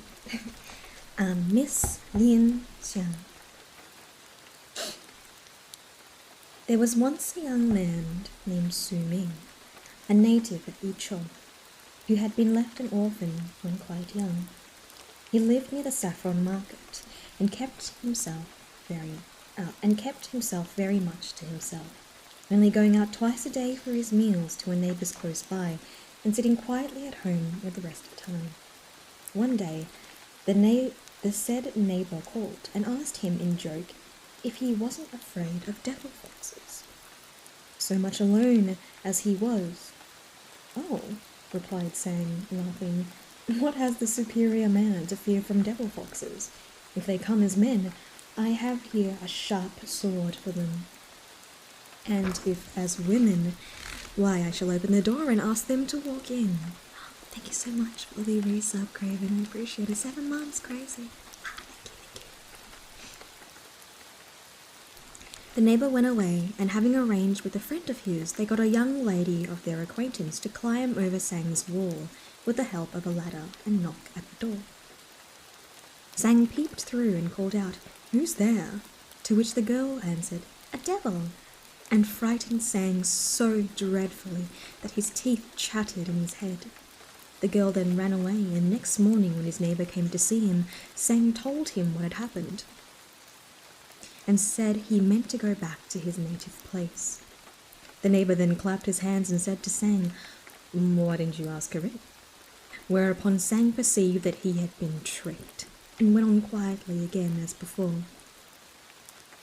Some 6 months afterwards, a young lady knocked at his door, and Sang, thinking his friends were at their tricks again, opened it at once and asked her to walk in. She did so, and he beheld to his astonishment a perfect Helen for beauty. Asking her whence she came, she replied that her name was Lien, and that she had lived not very far off, adding that she had long been anxious to meet his acquaintance. After that, she used to drop in every now and again for a chat. But one evening when Sang was sitting alone expecting her, another young lady walked in. Thinking it was Lien, Sang got up to meet her, but found that the newcomer was somebody else. She was about 15 or 16 of age, wore very full sleeves and dressed her hair after the fashion of unmarried girls. Being otherwise very stylish looking and refined, and apparently hesitating whether to go on or go back, Sang, in a great state of alarm, took her for a fox. But the young lady said, "My name is Lee, and I am of a respectable family. Hearing of your virtue and talent, I hope to be accorded the honour of your acquaintance." Sang laughed and took her by the hand, which he found was as cold as ice. And when he asked the reason, she told him that she had always been delicate, and that it was very chilly outside.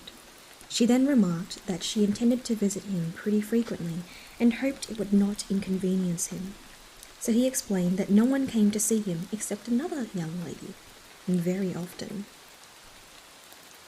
"When she comes, then I'll go," said the young lady, "and I'll only drop in when she's not here." She then gave him an embroidered slipper, saying that she had worn it, and that whenever he shook it, she should know that he wanted to see her, cautioning him at the time never to shake it before strangers. Taking it in his hand, he beheld a tiny little shoe, almost as fine-pointed as an oar. With it, he was much pleased, and next morning, when nobody was present, he produced the shoe and shook it. Whereupon the young lady immediately walked in. Henceforth, whenever he brought it out, the young lady responded to his wishes and appeared before him. This seemed so strange that at last he asked to give her some explanation. She only laughed and said it was mere coincidence. One evening, after this, Lien came and said in alarm to Sang, "Whatever has made you so melancholy?" Sang replied that he did not know, and by he took her leave, saying that they would not meet again for some 10 days as she was busy. During this period, Miss Lee visited Sang every day, and on one occasion asked him where his other friend was. Sang told her, and then she laughed and says, "What is your opinion of me compared to Lien?" "You are both of perfection," replied he, "but you are a little colder of the two." Miss Lee didn't like this very much and cried out, "Both of us perfection is what you say to me? Then she must be a downright Cynthia, and I'm no match for her." Somewhat out of temper, she reckoned that Lien Sheng's 10 days had expired, and said she would have a peep at her, making Sang promise to keep it a secret. The next evening, Lien Sheng came, and while they were talking, she suddenly exclaimed, "Oh dear, how much worse you seem to have become in the last 10 days. You must have encountered something terrible." Sang asked her why so, to which she answered, "First of all, your appearance, and then your pulse is very thready. You've got some sort of devil's disease."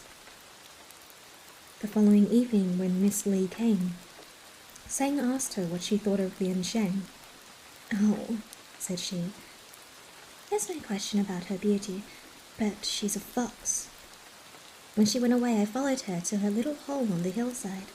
Sang, however, attributed this remark to jealousy, and took no notice of it. But the next evening, when Lien Sheng came, he observed, "I don't believe it myself, but someone has told me you are a fox." Lien asked who said so, to which Sang replied that he was only joking, and then she begged him to explain what difference there was between a fox and an ordinary person. Well, answered Sang, foxes frighten people to death, and therefore they are very much dreaded. Don't you believe that?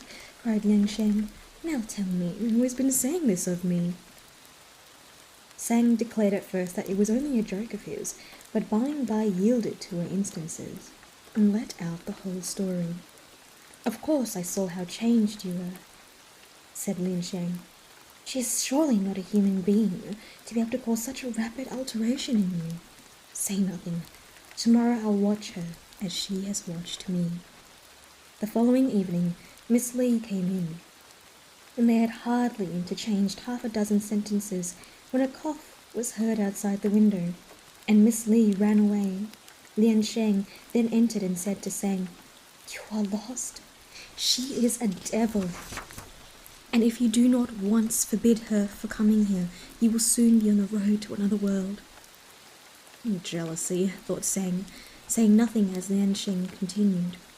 I know you don't like to be rude to her, but I, for my part, cannot see you sacrificed, and tomorrow I will bring you some medicine to expel the poison from your system.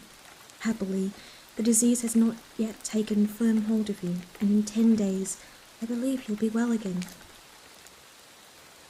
The next evening she produced a knife and chopped up some medicine for Sang, which made him feel a little better. But although he was very much grateful to her, he still persisted in disbelieving that he had the devil disease. After some days he recovered, and Lien left him. Warning him to have no more to do with Miss Lee, Sang pretended that he would follow her advice, and closed the door and trimmed his lamp. He then took the slipper, and on shaking it, Miss Lee appeared, somewhat cross at having been kept away for several days. She merely attended on me these few nights while I was ill, said Sang. Now, don't be angry. At this, Miss Lee brightened up a little, but by and by Sang told her that people said she was a devil. "Oh, it's that nasty fox," cried Miss Lee, after a pause. "Putting these things in your head. If you don't break up with her, I won't come here again." She then began to sob and cry, and Sang had some time and trouble in pacifying her. Next evening, Lien came and found that Miss Lee had been there again, whereupon she was very angry with Sang and told him he would certainly die. "Why need you be so jealous?" said Sang, laughing, at which she only got more enraged and replied, "When you were nearly dying the other day, and I saved you. If I had not been jealous, where would have you been now?"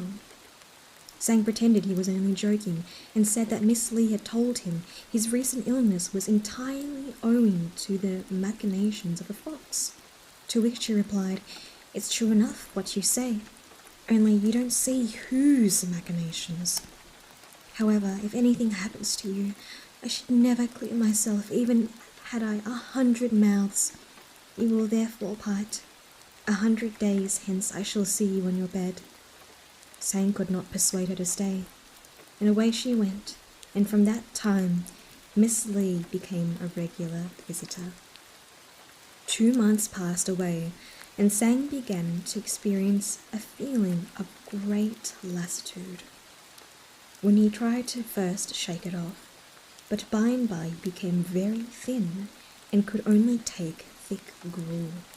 He then thought about going back to his native place.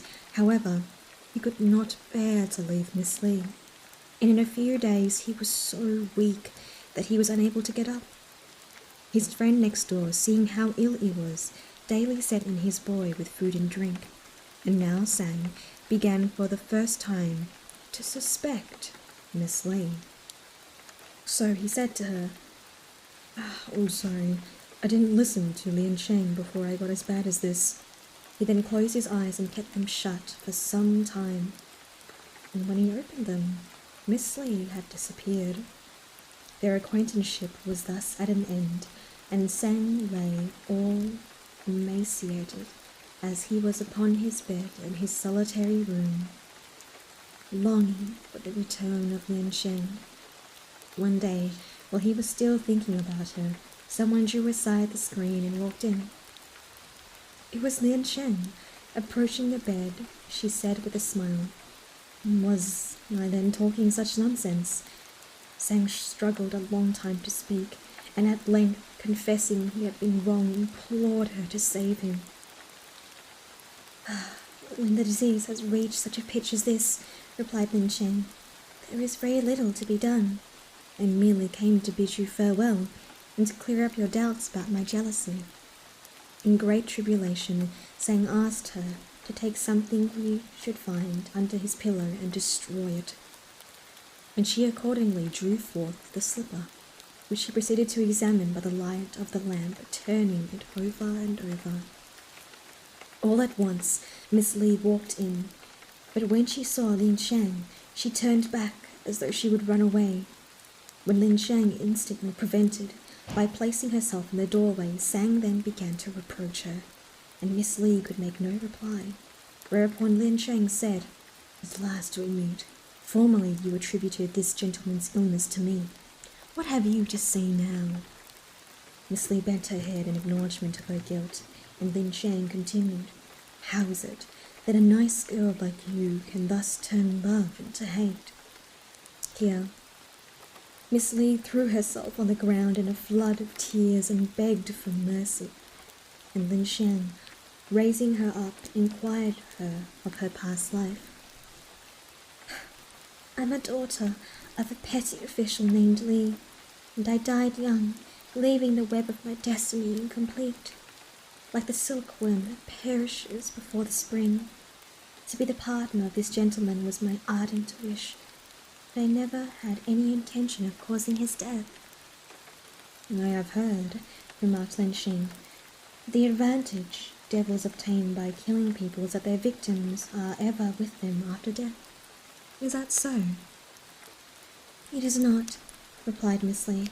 "The companionship of two devils gives no pleasure to either. Were it otherwise, I should not have wanted for friends in the realm below. But tell me, how do foxes manage not to kill people?" "You allude to such foxes as suck the breath out of people," replied Lien. "I am not of that class. Some foxes are harmless, but no devils are, because of the dominance of the yin in their compositions." Sang now knew that these two girls were really a fox and a devil. However, from being long accustomed to their society, he was not in the least alarmed. His breathing had dwindled to a mere thread, and at length he uttered a cry of pain. Lien looked around and said, "How shall we cure you?" Upon which Miss Li blushed deeply and drew black. And then Lien added, "If he does get well, I'm afraid you will be dreadfully jealous." Miss Li drew herself up and replied, "Could a physician be found to wipe away the wrong I have done to this gentleman, I would bury my head in the ground. How should I look in the world at this face?" Lien here opened a bag and drew forth some drugs, saying, "I have been looking forward to this day. Ere I left this gentleman, I proceeded to gather my samples, as it would take 3 months for the medicine to be ready. But then, should the poison have brought anyone even to death's door, this medicine is able to call him back. The only condition is it be administered by the very hand who brought him ill." Miss Li did as she was told, and put the pills Lien gave her one after another into Sang's mouth. They burned his inside like fire, but soon vitality began to return, and Lien cried out, "He is cured!" Just at that moment, Miss Li heard the cock crow and vanished. Lien remained behind in attendance on the invalid, who was unable to feed himself. She bolted the outside door and pretended that Sang had returned to his native place, so as to prevent visitors from calling. Day and night she took care of him, and every evening Miss Li came in to render assistance, regarding Lien as an elder sister, and being treated by her with great consideration and kindness. 3 months afterward, Sang was as strong and as well as he had ever been, and then for several evenings Miss Lee ceased to visit him, only staying a few moments when she came, and seeming very uneasy in her mind. One evening, Sang ran after her and carried her back in his arms, finding her no heavier than so much straw. And then, being obliged to stay, she curled herself up and lay down, to all appearance in a state of unconsciousness, and by she was gone. For many days they heard nothing of her, and Sang was so anxious that she should not come back that he often took out her slipper and shook it. "I don't wonder at your missing her," said Lien. "I do myself very much indeed." "Formerly," observed Sang, "when I shook her slipper, she invariably came. I thought it very strange, but I never suspected her of being a devil. And now, alas, all I can do is sit and think about her with this slipper in my hand."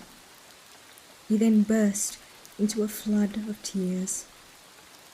Now, a young lady named Lien belonged to the wealthy Tang family, and about 15 years of age had died suddenly without any apparent cause, and had come to life again in the night.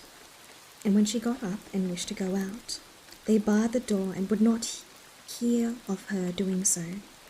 Upon which she said, "I am the spirit daughter of a petty magistrate, and Mr. Sang has been very kind to me, and I have left my slipper at his house. I am really a spirit. What is the use of keeping me in?" There being some reason for what she said, they asked her why she had come there, but she only looked up and down without being able to give any explanation. Someone here observed that Mr. Sang had already gone home, but the young lady utterly refused to believe them. The family had very much been disturbed at all this, and when Sang's neighbours heard the story, he jumped over the wall, peeping through, beheld Sang sitting there chatting with a pretty-looking girl. As he went in, there was some commotion during which Sang's visitor had disappeared, and when his neighbour asked the meaning of it all, Sang replied, laughing, "Why, if I told you if any ladies came in, I should ask them in." His friend then repeated what Miss Lien said, and Sang, unbolting his door, was about to go and have a peep at her, but unfortunately had no means of doing so. Meanwhile, Mrs. Chang, hearing that he had not gone away, was more lost in astonishment than ever, and set an old woman servant to get back the slipper. Sang immediately gave it to her, and Miss Lien had been delighted to recover it, though when she came to try it on, it was too small for her by a good inch.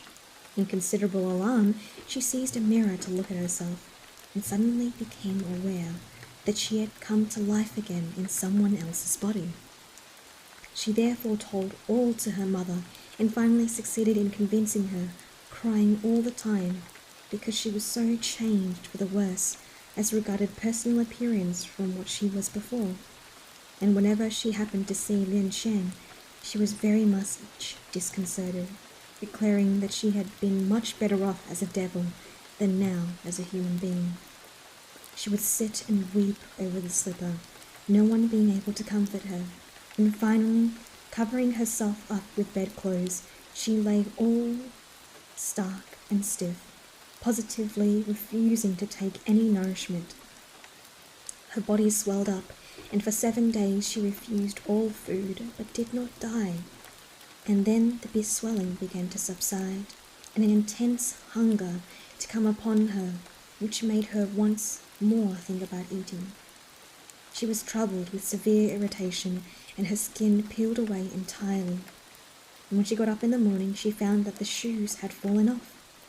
On trying them again, she discovered that they did not fit her any longer. And then she went back to her former pair, which were now exactly of the right size and shape. In an ecstasy of joy, she grasped her mirror and saw that her features had also changed back to what they had formerly been. So she washed and dressed herself and went in to visit her mother. Everyone who met her was much astonished, and when Lien Sheng heard the strange story, she tried to persuade Mr. Sang to make an offer of marriage. But the young lady was rich and Sang was poor, and he did not see clearly. However, on Mrs. Chang's birthday, when she completed her cycle of 61 years, Sang went along with the others to wish her many happy returns of the day. And when the old lady knew he was coming, she bade Yen to take a peep at him from behind the curtain. Sang arrived last of all, and immediately out rushed Miss Yen and seized his sleeve, and she said she would go back with him. Her mother scolded her well for this, and she ran in abashed, but Sang, who had looked at her closely, began to weep, and threw himself at the feet of Mrs. Chang, who raised him up and without saying anything unkind. Sang then took his leave, and got his uncle to act as a medium between them, the result being that an auspicious day was fixed for the wedding. At the time, Sang proceeded to the house to fetch her, and when he returned he had found, instead of his former poor-looking furniture, beautiful carpets were laid down the very floor, and thousands of colourful lanterns were hung about in elegant designs. Lien Sheng assisted the bride to enter, and took off her veil, finding her the same bright girl as ever. She also joined them while drinking the wedding cup, and inquired of her friend as to her recent transmigration, and Yen related as followed. Overwhelmed with grief, I began to shrink from myself as some unclean thing, and after separating you from this day, I would not return any more to my grave. So I wandered about at random, and whenever I saw a living being, I envied its happy state. By day, I remained among trees and shrubs, and at night I used to roam about anywhere. And once I came into the house of the Chang family, where seeing a young girl lying upon the bed, I took possession of her mortal coil, unknowing that she would be restored to life once again. When Lien Sheng heard this, she foresaw, was lost in thought, and a month or two afterward became very ill. She refused all medical aid and gradually got worse and worse, to the grief of Mr. Sang and his new wife, who stood weeping at her bedside. Suddenly, she opened her eyes and said, "You wish to live, and I am willing to die. If fate so ordains it, we shall meet again 10 years hence." As she uttered these words, her spirit passed away, and all that remained was the dead body of a fox. Sang, however, insisted on burying it with all proper ceremonies. Now his wife had no children, but one day a servant came in and said, "There is an old woman outside who has got a little girl for sale." Sang's wife gave orders that she should be shown in, and no sooner had she set eyes on the girl that she cried out, "Why, she's the very image of Lien Sheng!" Sang then looked down at her and found to his astonishment that she really was very like his old friend. The old woman said she was 14 years old, and when asked what her price was, declared that her only wish was to get the girl comfortably settled and enough to keep herself alive and ensure not being thrown out into the kennel of death. Sang gave a good price for her, and his wife, taking the girl's hand, led her into a room by themselves. Then, chuckling under the chin, she asked her, smiling, "Do you know me?" The girl said she did not, after which she told Mrs. Sang that her name was Wei, and that her father, who had been a pickle merchant at Su Cheng, had died 3 years before. Mrs. Sang then calculated that Lien Sheng had been dead just 10 years, and looking at the girl, who resembled her so exactly in every trait, at length patted her on the head, saying, "Ah, my sister, you promised to visit us again in 10 years, and you have not played us any false." The girl here seemed to gaze upon Sang's wife. Sang himself laughed and said, just like the return of an old familiar swallow, "Now I understand," cried the girl in tears. I recollect my mother saying that when I was born I was able to speak, and that thinking it an inauspicious manifestation, they gave me dog's blood to drink, so that I would forget all my previous state of existence. Is it all a dream? Or are you not the Miss Lee who was so ashamed of being a devil? Thus they chatted of the existence on a former life, with alternate tears and smiles. When it came to the day for worshipping at the tombs, Yen explained that she and her husband were in the habit of annually visiting and mourning over her grave. The girl replied that she would accompany them, and when she got there, found the place in disorder, and the coffin wood all warped. Then Xing and I, said Yen to her husband, have been attached to each other in 2 states of existence. Let us not be separated, but bury my bones here with hers. Sang consented, and opened Miss Lee's tomb, took out the bones and buried them with those of Lien Cheng, while friends and relatives who heard the strange story gathered round the grave in gala dress to the number of hundreds. I learnt the above when travelling through Yichou, where I was detained at an inn by rain, and read the biography of Mr. Sang, written by a comrade of his named Wang Su Chang. It was lent to me by Mr. Liu Su Qing, a relative of Sang's, and was quite a long account. This is merely the outline of it. Fin. Hope you guys enjoyed that one. This motherfucker had 2 beautiful women? What the fuck? Well, that was unfair.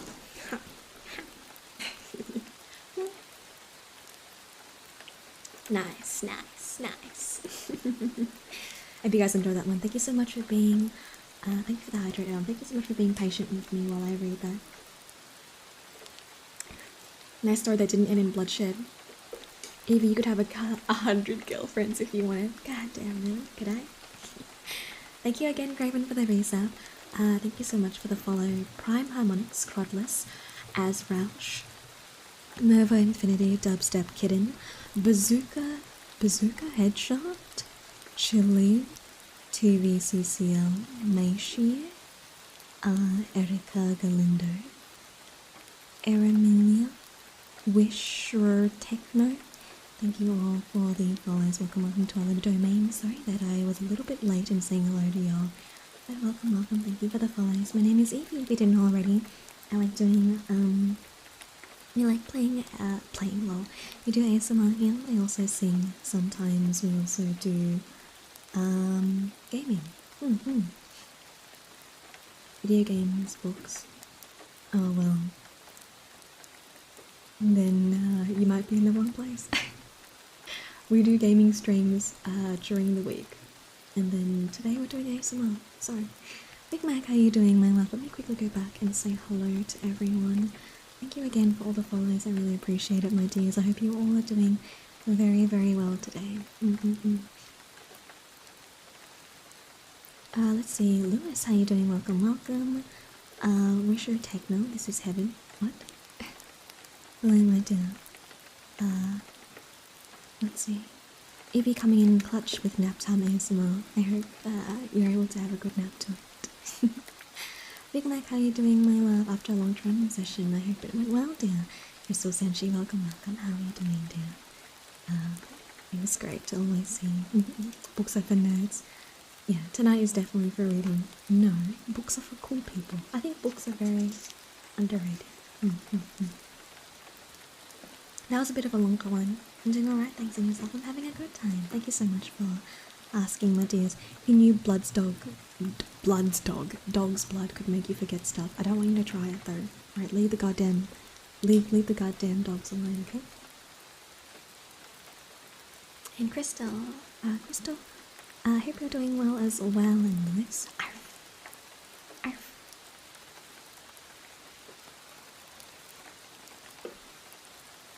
It's getting a little cold, actually.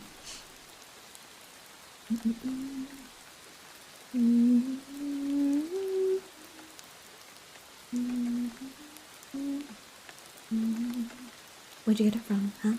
You poor dog. Leave my dog alone. Get away from me. Yeah, put it down. Let's see.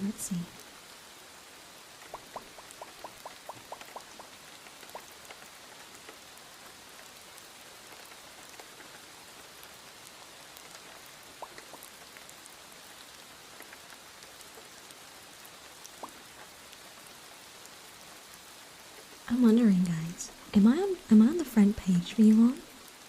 Am I on the front page for you guys? Yeah. Cause I did get a thing. I'm actually on the backfill for the Twitch front page for ANZ. I don't know if I'll appear if you're not in Australia, but let me know because I would be very interested in finding out. Ray, really? Oh shit! Wait, really? Wait, can you take a screenshot for me? Wait, can you take a screenshot for me? Wait, can you take a screenshot for me? Oh my god, that's insane. Thank you so much, guys. Welcome. Let me know if you're here from the front, but that's so crazy. Wait, let me see. Can you take a screenshot for me? I wanna see. And if you're new here, feel free to join our little Discord. You're on my channels we think you would like, even though I'm subbed. Oh, wait, no. The recommended channel, wait, am I on like the carousel though? Like the Twitch, the fuck is it called? Like the front, yeah, post. I wanna see. That's so insane, Thank you so much, guys, I really appreciate it. You know what I wrote though, in my application? I said, yeah, I was like, oh, I really want to be able to share my amazing community with everyone, because you guys are so sweet. And they were like, yeah, I bet. Thank you so much if you're new, guys. Hi, welcome. My name is Evie. We do ASMR here on the weekends, if you're from Australia, or the ANZs, the NZs. And otherwise, we usually do gaming.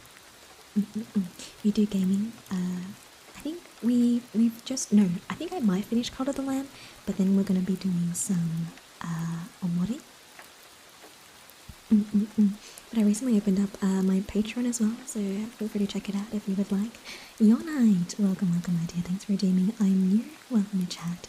And Enzo, thank you so much for the follow, my dear. Welcome. Oh my god, that's me. Oh my god, that's so. Wait, I'm gonna cry. Wait, that's so crazy. Oh.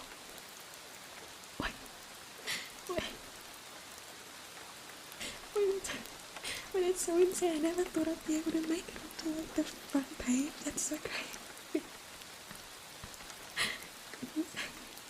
That's so insane. Thank you so much, guys. If you're here for front page, hello. Hello. That's so insane. Thank you, guys. I feel so touched. I never knew. You give me a tissue. It's alright, I still have a tissue from wiping up my stupid tea spills earlier. Maybe going big. I'm so grateful, guys. Thank you so much.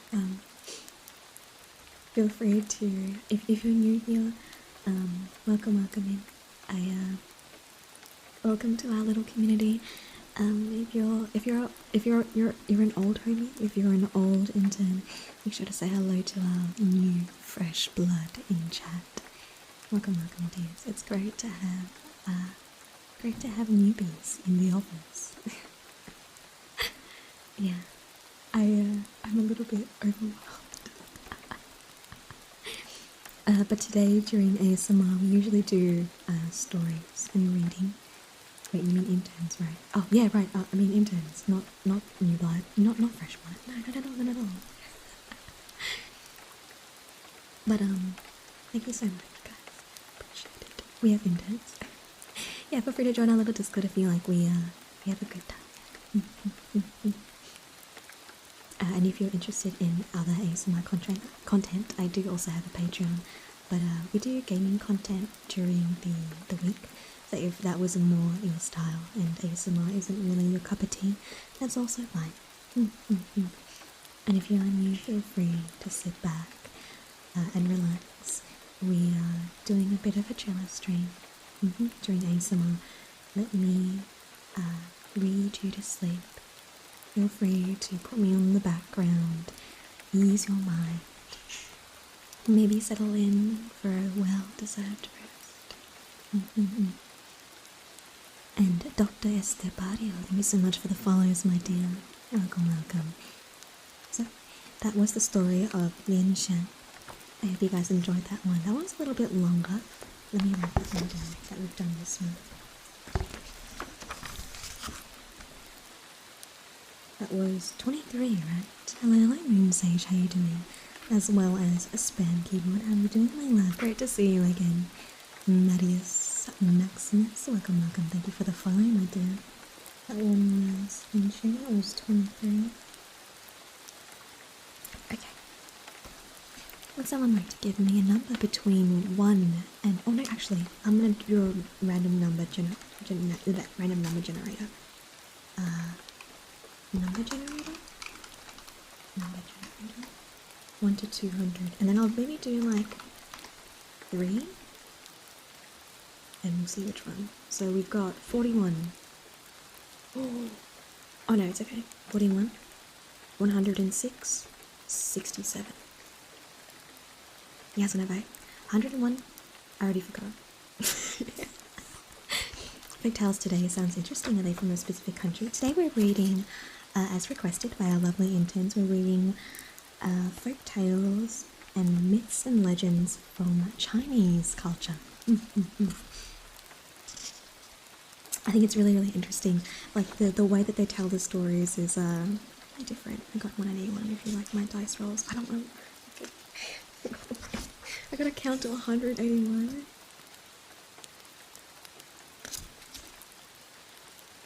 Let's see. Let me see the thing.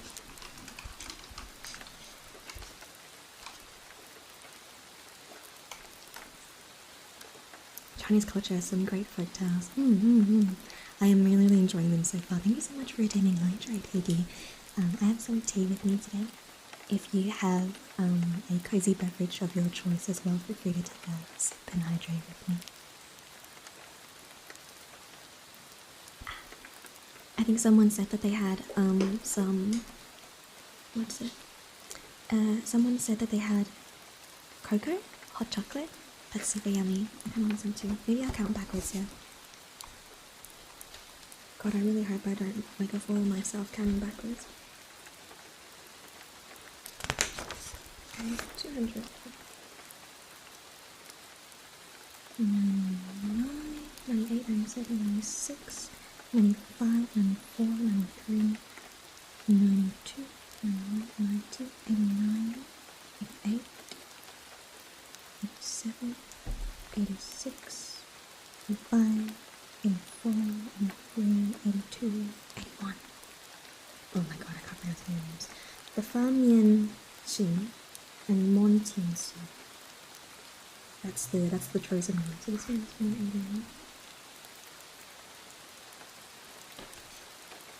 And then this was number 711. God, it's a lot of fucking pages.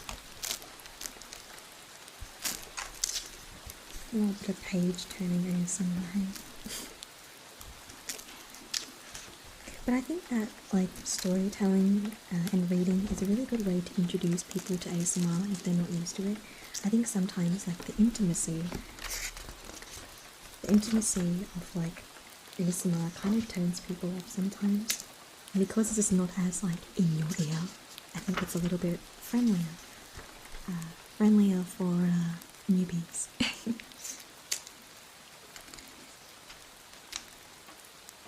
I hope this one is not too long. Oh, it's not too long. Okay. Page turning is. I fell asleep, but I'm back.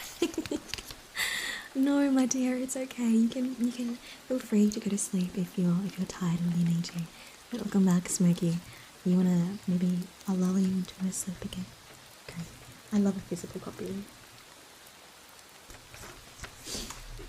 Okay, so this one is called The Lien Xin and the Montiansu. And as always, I am not Chinese, so if I mispronounce these, apologies in advance. I am doing my best. I'm doing my best. So this is from the chapter of Chinese fables. Again and again, my love, if you're tired, feel free to sleep. Anyone else out there that is feeling sleepy or needs a little bit of help, you settle down, maybe wrap yourself in something cozy, have a little cozy beverage, and let my voice lull you into a sweet and sweet slumber. Okay, so Confucius had laboured, teaching the people righteousness for many forgotten moons. One day he said to himself, "I have taught many years, and now I will rest a while." He thought for a few days and said, "Where shall I go to find rest?" Then he spoke to Lien and Lien and Kong, his faithful pupils, saying, "Now I've been thinking that I would go now rest for 3 moons and visit the Tai San mountain, but I do not wish to go alone. I should like you to go with me. Where on the mountains is the best place, do you think?" "On the southwest side, where the sun shines warm and the wind does not blow cold," answered Kong, and Kong and Lien went to their own rooms and planned the journey. After 10 days, Confucius and his pupils went to the Tai San mountain to rest for the 3 months. But even there his pupils studied, for they took their books with them and were incredibly attentive. As Confucius walked on the Tai San mountain, he said, "How great and beautiful are the things made by the Creator. Even the trees, bushes, and flowers are beyond man's understanding." Then he went to the temple and saw the images of honoured men, and when he looked at the face of Yi, the just, he said, "You are very great. We remember and honour you, and other generations yet to come will remember and honour you." When he had walked another half-mile, he grew tired and sat down under the fine Lien tree, and soon he slept. Suddenly he heard a noise. He awoke thinking his pupils had come, but seeing no man, he lay down again to sleep. Once more he heard the same noise, and looking upward he saw the Mon Tien Sing and the Fan Lien Sing's trees looking into each other's faces, but they were not happy. The Mon Tien Sing's face was distorted with anger, and in great wrath she said to Fan Lien Sing, "If I were the Creator, I would not allow you to live. A year and a year passes, and you do not grow. You eat much food and have more earth than I, and still you do not grow. I never heard that you did anything good since you were born. And it is said you have lived here 500 years. Your branches are crooked, and your bark is rough, so unsightly. You are not even good enough to look upon. Do you think the children of men care for you? No, for you have neither flowers nor fruit. If people sit underneath your shade, the wind blows hard, and I should think your sharp, ugly leaves would fall on them and stick them. It is a strange thing that the woodcutter does not chop you down, useless thing. If I were the Creator, I would not allow the sun to shine on you, nor would I give you rain to drink. I would cause the wind to blow hard until you fell down dead. You see, I have the sweetest flowers, and the people all like me. One day 2 women passed by, and one of them said, 'Mon Tien Sing, how I wish I might take you with me. You are so beautiful, but I fear you do not like me. 3 times I have gathered your flowers for my hair, but I was careless and passed by a bush, and it did but touch them, when their lovely petals all fell down to earth. I wish that I might take you to my garden, and that you may grow there and open your beautiful flowers every 3rd moon forever.' My name is Mon Tien Sing, which means flowers every 3 moons. If you do not know, it has another meaning. I will tell you.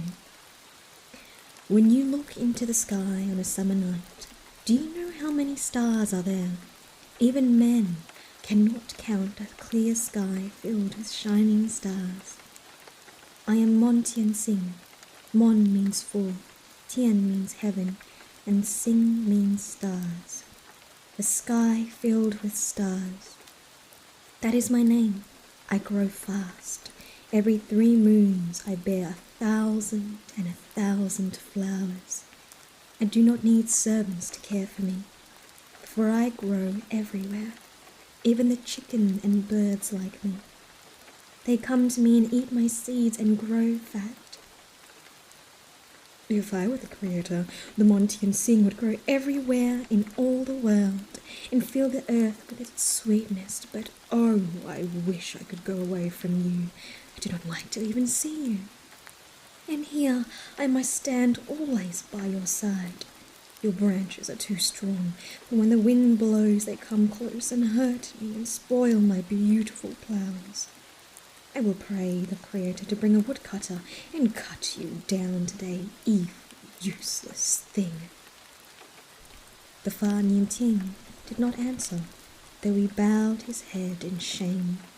He knew well that he was ugly and that his leaves were sharp and his bark was rough, but he said to himself, I know in my heart that someday someone will like me, too.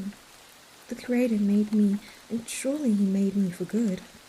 I will be patient and wait. In about 3 moons the cold days came and things were frozen. The rivers stood still, the flowers were no longer seen, and the trees, shrubs threw all their leaves to the ground. But the Fa Nian Sing held his head up and smiled bravely, and he kept his leaves and they grew green and green. Then he said to himself, the cool wind is good for me, the frost does not harm me. I feel better. This is my happy time. The people like to have green in their houses now. Today they came to the mountain, and they found no other thing that was green but my leaves. A young man was about to be married. He could find no flowers, so he took some of my leaves and branches to put into his house. The birds come to me for shelter from the cold wind and snow. They say the Fa Nian Sing is a good home for them. But winter is cold, cold every day, but I grow greener and greener. The woodcutter comes and stands by my side and says that I keep the cold wind away from him. I know the Creator has made me for good. Then Confucius awoke. He looked up and looked down, and he looked all about him. There was no living thing except for the Fa Nian Sing and the Monty Sing, and he said, It was a dream, but surely I heard the Monty Sing trying to quarrel with the Fa Nian Sing. I know that the things of the world have deep meaning, and this is my lesson. I would not be as the Monty Sing, but I wish to be like the Fa Nian Sing. He arose and laid his hand gently on the Fa Nian Sing and said, The time is long that you stand here, patient one. The cold heart of winter does not change your nature more than it does that of birds, beasts, men, or even your enemy, the Monty Sing. The cold weather makes you better, for you grow green as the springtime, and there is no other tree, bush, or flower which can do this. When the frost of winter comes, where are the flowers with the leaves? Where are the growing things of beauty? Where is the grass? Where is the green of the field? They are gone. The first cold wintry wind of adversity takes them one by one, but you alone can withstand sorrow and grow even more beautiful. Life is a lesson to me. I am serving the king and the people, but there are few who like me now. 3 kings have tried to kill me, though my doctrine is to serve the world and help everyone. But kings will not listen to my teaching, and my brothers try to drive me away, as the Monty Sing wished to drive away the Fa Nian Ting. For 4 days I went without food, and many were the enemies around and against me at that time, when the king banished me. But I know that it is my duty to live and teach in the world. Although it is winter for me and the cold winds of adversity blow, and the hearts of my people seem hard and cold like rocks of ice, I hope I will be as the Fa Nian Sing and stand firmly on the mountain of righteousness forever, that I, Confucius, may do good to a wintry world. I would not be as the Monty Sing. It is covered in the morning with flowers of beauty, which it drops within the evening. It is beautiful for an hour, but is frail beyond all of its kind. It bears no fruit, and its flowers last but a day, while the far Lien is strong of heart and mind, though a world is against him. Finn, thanks for listening, loves. That was a nice song. The fables are nice. Thank you so much for the follows. Is it BS2? BS2? Colin Nintendo, Lee Sarah, Jack, Zethril, and William Hamilton. Welcome, ladies. My name is Evie. Welcome to our little domain today. Today we're reading from Chinese myths, legends, and folklore. So feel free to settle in if you haven't already. We'll probably go for another half hour to an hour.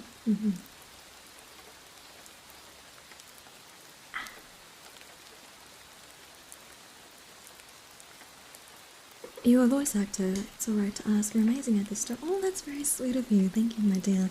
I would like to be. I like the storytelling because it gives me an opportunity to practice. But as you may or may not have noticed, I do have an accent. And I don't know how to sound American. And I also like don't really know how to get into it. If any of you guys have experience with voice acting, I would love to hear it. It's something that I've been interested in, but the reason I love storytelling so much is that I used to read for kids and volunteer to read for them at schools and stuff like that. And I also used to volunteer at nursing homes. Is that what you guys call them? Like retirement homes? I'm not sure. But yeah, I used to read there as well for people. So I'm a really big advocate for reading and storytelling. But I really love being able to read for people, and it's very different reading for an audience on Twitch as opposed to reading for children. You don't have to be as what was I gonna say? Be as animated. I love those reading moments when I was a little kid in school. That was me, yeah. It was really, really fun. I used to do it a lot, but not anymore because I do this now, obviously. No experience, also interested in learning. Yeah, if you had any experience in that sort of stuff, it's I would love to hear it. It's something that I've always kind of wanted to dive into. Especially like, I would love to like narrate an audiobook. I think that would be fucking so cool. That would be so cool. But also, like, where do you go for that, you know? And Catzilla, thank you so much for the follow, my dear. Yeah, hello. welcome. But I'm glad you guys are enjoying the reading. I have a really fun time reading it myself and learning about the new cultures, experiencing the different stories. Petey poo. Lovely alliteration, love. Hi, welcome to chat too.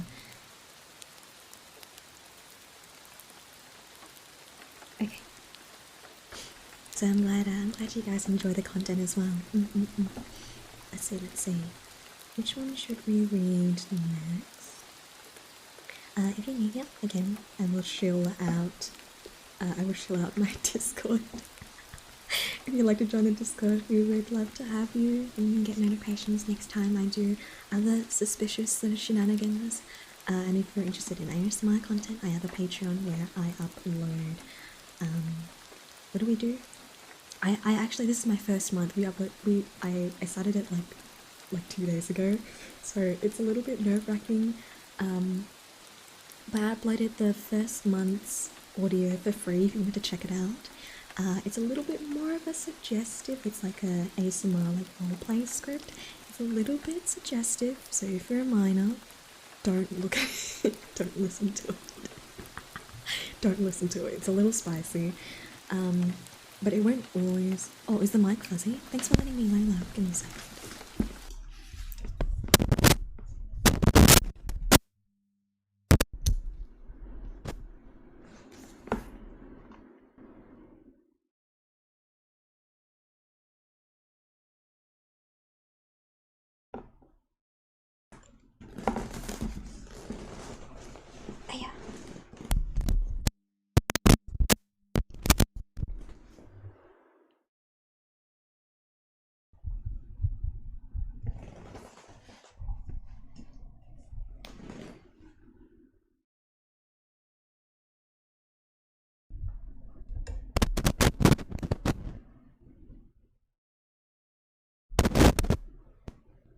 shit, sorry. I fucking thought I muted my mic, but I muted the fucking desktop audio like a dumbass. Cursed ASMR. Is that better, loves? Thanks for letting me know. Yeah, sorry, it's cursed. Is there an ASMR stream where... Is there any stream where I'm not fighting with the fucking technology? Let me know, because there's literally none. I have to fight with it every single fucking time. The internet hates me. It's because I'm a boomer. They can tell. Muted the rain. I'm sorry, I brought it back. I'm sorry, I brought it back. I brought the rain back. I brought the rain back. Guys, I'm that powerful. Sorry, love. Thanks for being patient with me. I really appreciate it. I'm just like, I'm still so like, I still can't believe that I'm like on the front page. I literally I never imagined like this would be a thing when I started streaming. Like I'm so incredibly thankful for my community for allowing me to have this opportunity. So much, guys. Thank you so much for all the support and all the love. I love you all so much. Thank you. I know I say it a lot, but I hope you guys aren't sick of it. I really, truly am so grateful. Thank you, guys. Not the Mikey, he's still alive. Do you want to play Apex later? I have to re-download it again. I fucking downloaded Genshin again, but I don't know if I want to. I don't know if I want to play it. I'm so stuck. I've been practicing the pew-pews. Pew-pew-pew-pew-pew. Ready? Pew-pew-pew-pew-pew. Throwing nade. I'm ready for the effects. Pew-pew-pew-pew-pew-pew. Throwing nade. It's what do they say? She says what is she? Mozambique, yeah. Mozambique, yeah. That's what she says. Yeah, I'm ready. See, I'm ready. I already have the effects ready. Griffith, thank you so much for the follow. Welcome right down. I really liked those the fables actually. I might need some more because they're a little shorter. Okay, so this one is called, I'm gonna mark the ones that I've already read.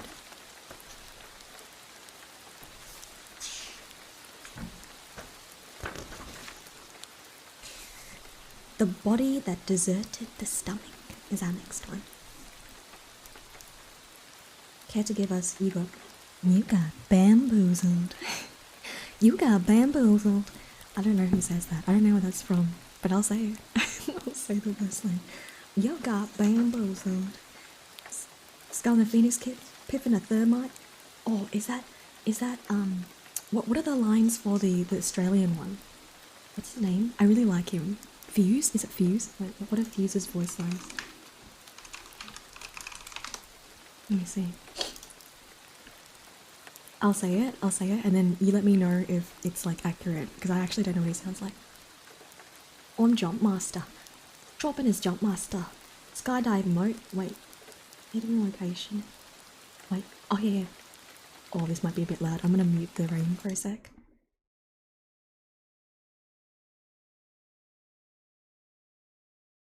Been putting the bomb in bombastic since 2061. Fuck, that's hard. I don't know. What the fuck does what do Australians sound like? It's just my accent. It's so. So I'm rocking load, fellas. What? Stick with me, fellas. Fortune favours Fusey. What? Does it sound Australian? It's weird because to me he just sounds normal. Like, obviously the accent is amped up a little bit. But then, like, to me, I just sound like myself. Like, I don't know. I can't tell. Can you tell? Wazana, ooh. Thank you so much for the follow, dear. Welcome.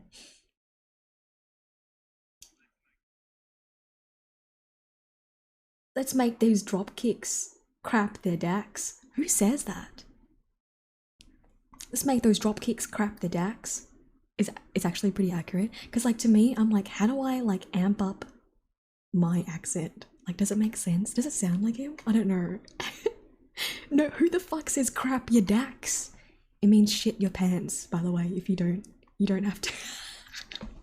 It just sounds like it. Does it actually sound like it? It just sounds like me. Waza! Waza! Thank you so much for redeeming. I'm new. Welcome to chat, my dear. I don't think you need to amp anything. You're doing great. I just sound like him. Australian sounds like British plus kangaroos. But what do kangaroos sound like then? If the British sound like this, then what do kangaroos sound like? Does it sound a little bit different? Sorry, if you're British, I apologise, alright? I'm working on it. She's working on it. It's a work in progress, always. Is that Australian land? Australians lands? I am an Australian's land. Like Mad Maggie? Mad Maggie? Who's Mad Maggie? I know there's a New Zealander, but I really honestly do a terrible New Zealand accent. No, see, that's just offensive. I'm just being like offensive. I only know fush and chops. And then like the guy Taika Waititi, like, oh, my name is Quark. I fucking oh, she's a girl boss. Let me see. Mad Maggie. Oh, she's Australian too, is she? Well, actually looks like a beast. She reminds me a lot of like the characters in what's the movie? It's one of my favorites actually. Mad Max, Fury Road. Finally, I found it. Evie, I used to be really interested in voice acting as a career. There's actually a site called Covaco, which lets you post examples of your voice and potential clients can find you. Oh wait, that's so. Thank you so much, Snap. Actually, I've been really looking at it, but I didn't know. I didn't really know places that were like legit. You know, like I was kind of scared that like because there are a lot of like sites out there, but sometimes you have to pay to be a part of their like roster, and I was kind of unsure about like where I would stand with that, or if like the sites would be legit. So it definitely really helps a lot. I definitely wanted to give it a go. Like I've always been interested in voice acting, and I've loved animation, so I'm really excited. Thank you so much for the suggestion though, Snap. I'll definitely check out that site. Mad Maggie is canonically a girl boss. She's got one of the most brutal finishes, and her kit is great. Definitely recommend trying her out. As a newbie to Apex, I'm only allowed to play lifeline. Smokey's really good though. Bless up for Smokey. Okay, so as continuing on, double check it though. I never checked too far into it, but I found it one day and wanted to try. Yeah. If you have any suggestions, if you've used that site before, or if you use a different site, let me know. Okay, so this one is called The Body That Deserted the Stomach. So this is from Chinese Fables. I like that there's a lesson. I like that I'm learning something, you know? Here we go. Man's body is perfect and a wonderful thing. His hands are strong to do. His feet are strong to walk. His nose judges whether things are good to eat. His ears hear clearly. His eyes help him see all the things of the world and to study books. His brain can think great thoughts. And so we call the body of a man a perfect thing. But one day, the different parts of man's body quarrelled among themselves for the work. Many complaints were brought up against the stomach. The hands and feet said, "We work all day, yet we are nothing." "Do you know whom we work for?" The eyes said, "We find many chickens, fish, eggs, and even rice and tea for the stomach. He takes all and does no work for it. He does not even think. And though he never does anything for us, we are always working for him." Then they all agreed to refuse to work, Then they all agreed to refuse to work longer for the stomach. They said, "Tomorrow we will tell the heart and have him judge who is to be blamed." So the next day the tongue told the brain about it, and the brain said, "I will see the judge tonight." When the heart heard the story, he said, "Yes, if all of you lie down and refuse to help the stomach, if you do not give him any rice nor meat or food, or any treat or any tea to drink, he will learn that he cannot live without you." In a little time, the stomach wanted food and said to the hands, "Give me a piece of fish, some rice, and a cup of tea." The hands were quiet and said nothing. Then the stomach assented to the feet. "Will you go and have Min Yen bring me a bowl of chop suey meat? I am hungry." The feet answered, "No, sir, I will not work for you any more." And they lay down. The stomach cried for food, but all said, "We do not care. We will not work for him." After a while, the eyes found that they could not see well, and in the theatre hall next door the drums drummed hard, but the ears could not hear well. The heart judge said, "How is it now with the stomach?" The brain answered, "We are not working for him nor helping him any more. I believe he is going to die. I fear that I too will die, and that all others will die in turn. I do not believe we have done right in deserting the stomach. Do you not think it best to tell the feet to go out and bring the stomach some chop suey min? If he had that, he might help us again. We shall surely die unless we have his aid." But the unwise judge said, "Let him get his own food. Let him do his own work for himself." "But he cannot do that," said the brain. "He lives in a place with great walls around him, so he cannot get out. The hands and the feet have always brought his food to him." The judge said, "Has he spoken about it today?" And the brain answered, "No." So they all agreed to leave the stomach to himself one day longer. But that night they were all found dead together, for they could not live without each other. Finn. That was pretty dumb. They're like, "How are we gonna work for this guy? This guy sucks." And he's like, "Literally, if I die, you all die." And they're like, "Nah, we'll do it one more day." And then they died. And it's just like, I'm heading off to bed. Have a good stream. We'll catch you later. And no worries, love. Thanks so much for the like. You like, mwah. I really appreciate it. If man's body is perfect, then why no gizzard? Yeah, why no glizzy? Where's the glizzy? The real noodles were the friends we made along the way moment, but except they didn't make any noodle friends, and that's why they starved and died. So, if this is a lesson, it is. Don't be a dog. Don't be a dog cunt to your homies. Don't abandon your homies. That's the lesson. Also, you should remember to eat. Did you guys remember to eat today? Did you guys remember to eat? I'd watched the anime. It was beautiful. Evening Dark Disaster. How are you doing today, love? Did you guys remember to eat today? You guys remember to take care of yourself? Have you guys eaten? You better have. You better have. You had pho today? Yum! Oh my god, lucky you. I wonder what I'm gonna have today. I had chicken nuggets. Smokey? Smokey, my love, have you eaten today? You better have. Have you eaten today? Eating is for the weak. I dies later that day. No! That is not allowed, but only that all day. You guys better goddamn eat something. I had monster in a bagel. That is not a meal. A meal that does not make. My dears, you better go eat something. Better fill your tummies. Good, heading to sleep. Soon, just stopping by. No worries, love. Thanks for dropping in. I appreciate it. Got very good rest. Like 15 hours ago. Do I have to tell you off now? ASMR telling you off for not eating food, huh? What is this? What the fuck is this? Do I gotta nag y'all now? Me and my food have a strained relationship, huh? Go eat. Go eat now. No, get up. Get up and go eat. No, this is not, no. No, go eat now. Eat something.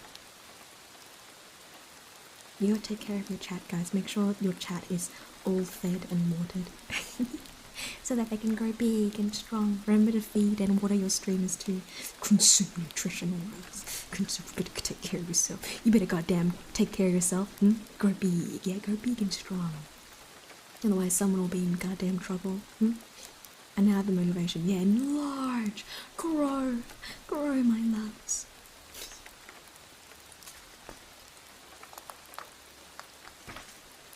Eat the even better. Retain muscle mass with protein. Remember to have enough of, remember the food pyramid? Do you remember the food pyramid? Remember to have enough carbohydrates, proteins and fats in your diet. Remember to drink enough water. Yeah, post-workout amino acids, hydration. Maybe get some electrolytes in. Alright, that's your reminder of the day. That's your reminder of the day. Drink milk, drink. I fucking hate milk. I do love soy milk though. Soy milk is fucking bussin'. I think I've like trained myself to like it because when I was growing up, my mum said that if you drank a lot of soy milk, then your titties would grow big.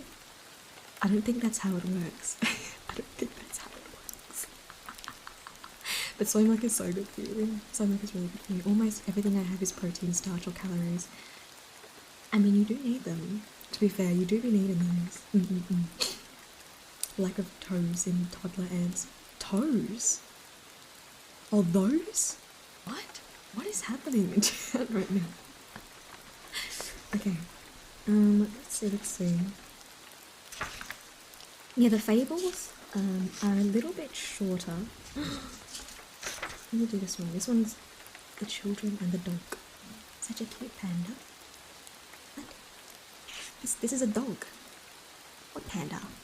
Y'all have pandas out here? What on earth is happening?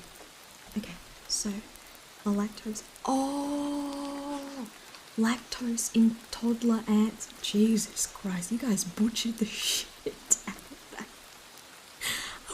I read it and I was like, what? Lactose in toddler ants? Lactose? Lactose intolerance? You mean lactose intolerance? Bon appetitties. Bon apple tea. Bon apple tea. Or like I said before, you know my favourite actor, Snickerdoodle Cabbage Patch. Feed a rat and eat it, snatch. Sis Mink, thank you so much for the follow, my dear. Welcome, as well as Glacier. Welcome, my dear. Lacrosse in the taller plants. Lacrosse in the taller plants. This is certified bone apple the teeth. It truly is. But you all know who I'm talking about, right? You know that actor? You know that one? The one that played Smaug? The Sherlock guy? Yeah? Yeah? Butterdoodle? Butterdoodle? Crick the crack. I hate it so much. I'm so sorry. Okay.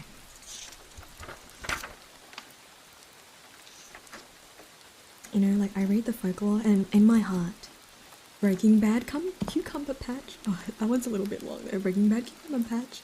Goddamn Cucumber Patch. I like, my favourite is Snickerdoodle Cabbage Patch. I think it rolls off the tongue beautifully. More so than his own name. Someone asked me, they were like, who's that name? And I actually forgot it one time. I was like,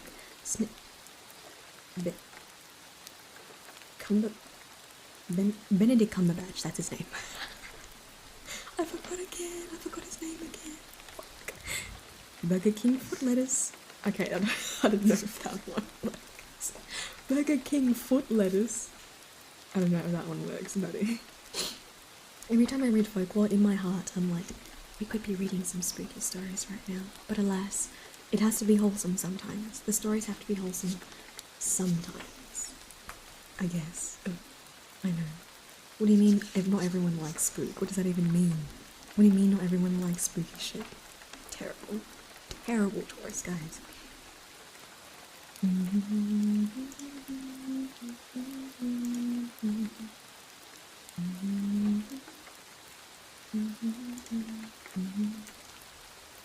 What? Corpse vomit?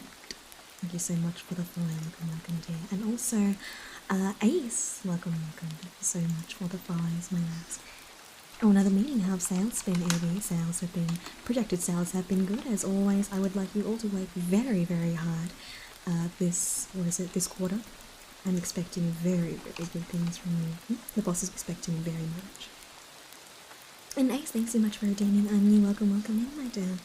What was I going to say? I'm just going to quickly... Yeah, as always, I do my best. And I appreciate it. You guys are all working very hard, right? Springy, thanks for redeeming. I'm a new person I've never seen before. Wait. And Gooses Go Off, thank you for redeeming a hydrate.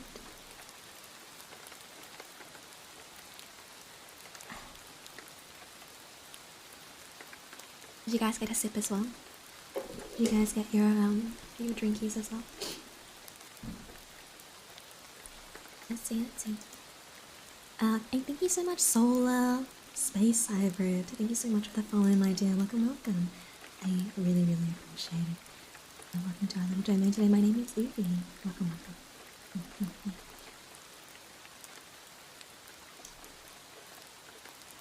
Keep up, thank you. Wait, we're supposed to sell stuff? What have you been doing?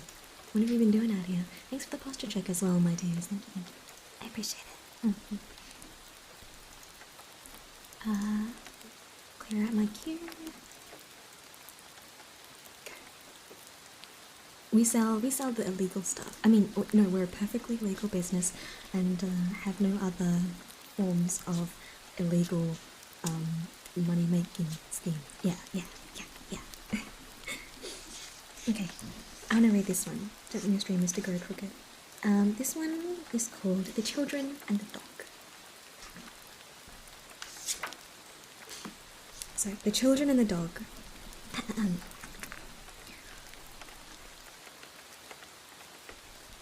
IMP, I love. Have you guys seen like Has Been Hotel or Hell of a Boss? I think they're like really fucking cool shows. And yeah, shout out yourself if you've seen them. Wu Xing lived near the marketplace, and all the children thought him a very wonderful man. He trained fine dogs to do almost everything but talk. If one wanted a dog educated, Wu Xing was the man to talk to. Whether for hunting, for performing tricks in public places, or from door to door, anything, all things, Wu Xing would teach his dogs. This is why the children thought him a wonderful man. It came time for Wu Xing's little boy to learn how to teach dogs, so one day he brought his son, a very young one, from the marketplace. Then he told him how the dog should be taught. It would take 3 years to teach him all, to play soldier with a gun, to dance, to bow his head, to kneel, to play churn the rice, to swim in water with that boy on his back, to take a basket and go from door to door and beg rice and money for his master. Even then, his training was not complete until he could hunt the fox, the gibbon, the mouse deer, and other animals. Wu Xing's little boy had been named Yong Yuan, which in Chinese means forever. The reason for his name was Wu Xing had been given many sons, but they had all died young. So when his last one came, he named him Forever, for he said, "He will live a long time, and I shall not be childless." Yong Yen called his dog Silong, which means for fun. He was a very wise dog and learned so many tricks in a short amount of time that he was known and admired by all the boys in the country around. One day, a crowd of children coming home from school met Silong in the road. They all shouted, "Here is Yong Yen's dog. Now we will have some fun and make him do all his tricks for us." So one boy said, "Here, Silong, come." But the dog would not even notice him. Then another boy pulled his tail because he would not obey, and Silong bit the boy's finger and growled, and the boy ran home crying. Another boy said, "Now see me, I'll make him take me on his back for a swim in the water as he takes Yong Yen." And he caught Silong roughly and tried to pull him in the water. But the dog pulled his clothes and growled so fiercely that the boys scattered and ran home. One of the boys, Argun, told his mother what had happened, and how angry they were at the dog, who needed a beating as they thought. When Yong Yuan has visitors, he so kneels and bows and does all the tricks for him. Why would he not do them for us, Sama? How can we make him do tricks for us? "Well, my son," said the mother, "you wanted the dog to do many things for you. But have you ever done anything for the dog? You are a stranger to him. Did you ever give him something to eat or drink? Try this," continued the mother. "Tomorrow, take a bowl of rice, put a little bit of meat and gravy with it and give it to the dog. Speak kindly to him and pet him. Do this through 2 or 3 times, and he will surely like and trust you. Then he will do for you all he knows how to do. You will find people in the world are just the same, my son. Do not expect people to do things for you when you do nothing for them. for that is not right. You must give if you expect to receive, and it is better to give first and give wholeheartedly. Oh, that's it. Then, isn't that lovely? Wasn't that a cute one?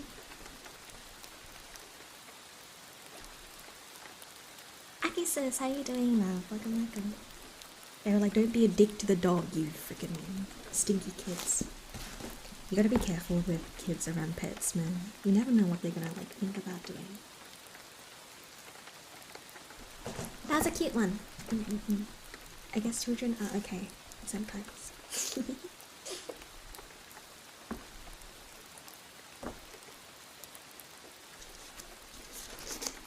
Can you honor my mistress? I prefer boss, if you could, remember.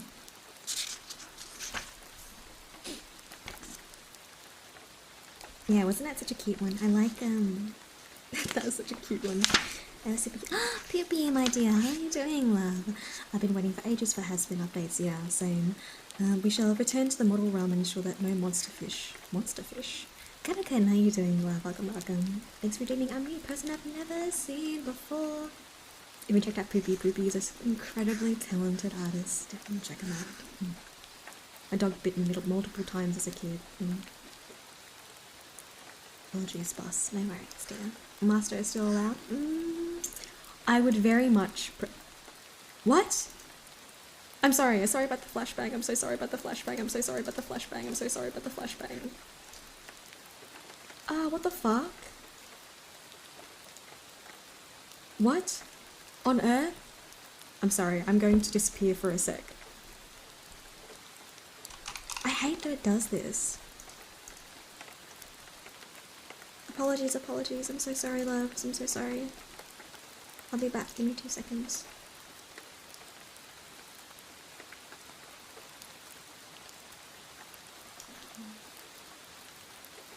There we go. What? Sorry. Give me a second.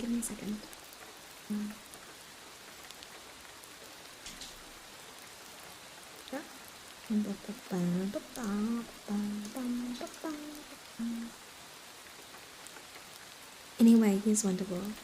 Today is gonna be the day that they're gonna throw it back to you. By now, you should have somehow realized what you're not to do. I don't believe that anybody feels the way I do about you now. And all the roads we had to walk are winding, and all the lights that lead us there are blinding. There are many things that I would like to say to you, but I don't know how. You saw God. Sorry about that, loves. But maybe you're gonna be the one that saves me. But after all, you're my wonder why. PV, you're sent to the 6th dimension. What? There's more than 5? Hello, darkness, my old friend. Wait, no. Is that that one? I come to speak with you again. Because a vision softly speaking. And the river.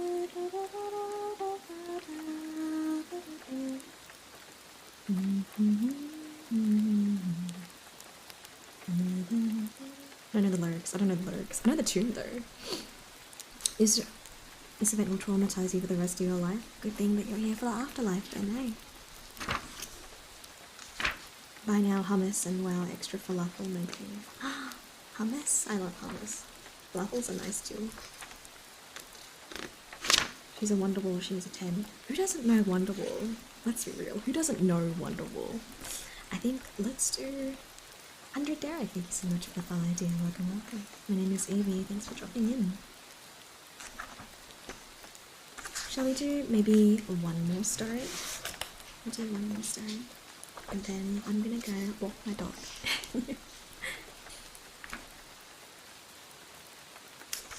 Yeah. Would anyone like to, let's see. I'll just pick a random one.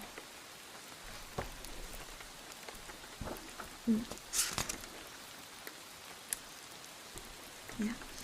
Let's read Princess Lily. The Princess Lily. At Chiaochou, there lived a man named Tao Xun, otherwise known as Xiao Hui. One day, he had just dropped off to sleep when he beheld a man in serge clothes standing by the bedside, and apparently anxious to communicate something to him. Tol inquired his errand, to which the man replied that he was a bearer of an invitation from his master. "And who is your master?" asked Tol. "Oh, he doesn't live far off," replied the other. So away they went together, and after some time came to a place where there were innumerable white houses, rising one after the other, and shaded by dense groves of lemon trees. They threaded their way past countless doors, not at all similar to those usually used, and saw a great many official-looking men and women passing and repassing, each of whom called out to the man in serge, "Has Mr. Toe come?" To which he always replied in the affirmative. Here a mandarin met them and escorted Toe into a palace, upon which the latter remarked, "This is very kind of you, but I haven't the honour of knowing you, but I feel somewhat diffident about what's going on." "Our prince," answered his guide, "has long heard of you as a man of good family and excellent principles, and is very anxious to meet your acquaintance." "Who is your prince?" inquired Tol. "You'll see for yourself in a moment," said the other, and just then out came two girls with banners and guided Tol through a great number of doors until they came to a throne, upon which sat the prince. His Highness immediately descended to meet him and made him take the seat of honour, after which ceremony exquisite viands of all kinds were spread out before them. Looking up, Toes noticed a scroll, on which was inscribed the Cassia Court, and he was just beginning to feel puzzled as to what he would say next when the prince addressed him as follows. "The honour of having you for a neighbour is, as it were, a bond of affinity between us. Let us, then, give ourselves up to enjoyment, and put away suspicion and fear." Toe murmured his acquiescence, and when the wine had gone round several times there arose from a distance the sound of pipes and singing unaccompanied, however, by the usual drum, and very subdued in volume. Thereupon the prince looked about him and cried, "We're about to set a verse for any of you gentlemen to cap. Here you are. Genius seeks the Cassia Court." While the courtiers were all engaged in thinking up some fit antithesis, Toe added, "Refinement loves the lily flower." Upon which the prince exclaimed, "How strange!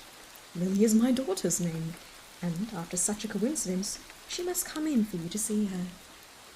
In a few moments, the tinkling of her ornaments and a delicious fragrance of musk announced the arrival of the princess, who was between 16 and 17 and endowed with surpassing beauty.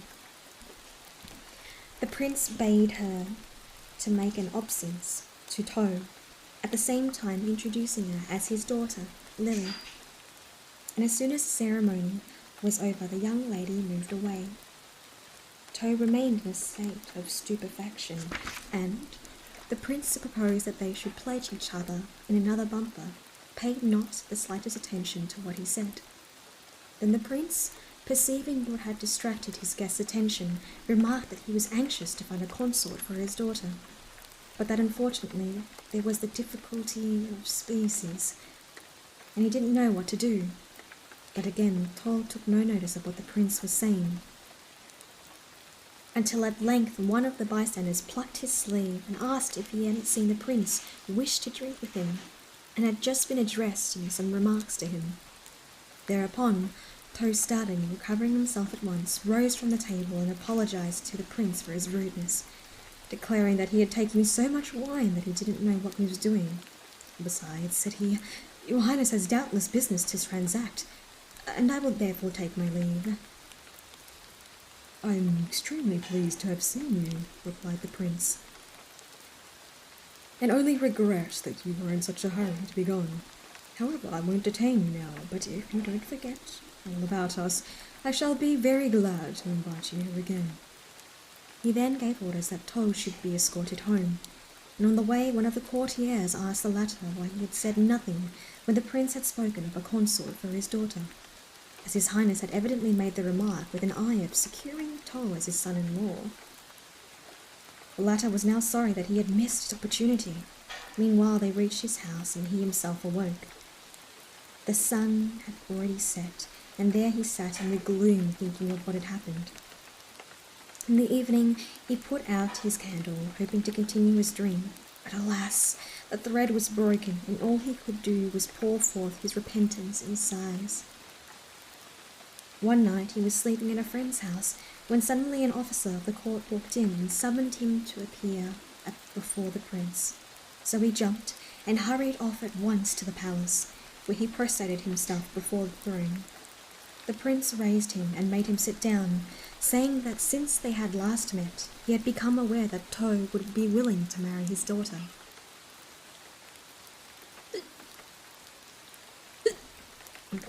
And hoped that he might be allowed to offer her as a handmaid. Toh rose and thanked the prince, who thereupon gave orders for a banquet to be prepared. And when they had finished their wine, it was announced that the princess had completed her toilet. Immediately a bevy of young ladies came in with the princess in their midst.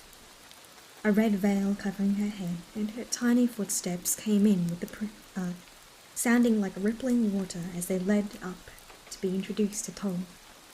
When the ceremonies were concluded, Toh said to the princess, "In your presence, madam, it would be easy to forget even death itself. But tell me, is this not all just a dream?" "And how can it be a dream?" asked the princess. "When you're here, and I'm here together." Next morning, Toh amused himself by helping the princess to paint her face, and then seizing a girdle began to measure the size of her waist and the length of her fingers and feet. "Are you crazy?" cried she, laughing, to which Toh replied, "I have been deceived so often by dreams that I am now making a careful record. If such it turns out it to be, I shall still have something as a souvenir of you." While they were thus chatting, a maid rushed into the room, shrieking, "Alas, alas! The great monster has gotten into the palace. The prince has fled into the side chamber. Destruction is surely upon us." Toh was in great fright when he heard this, and rushed off to see the prince, who grasped his hand and with tears in his eyes begged him not to desert them. "Our relationship," cried he, "was cemented in heaven, when heaven sent this calamity upon us, and now my kingdom will be overthrown. What shall I do?" Toh begged to know what was the matter, and the prince laid out a dispatch upon the table, telling Toh to open it and make himself acquainted with its contents. This dispatch ran as follows.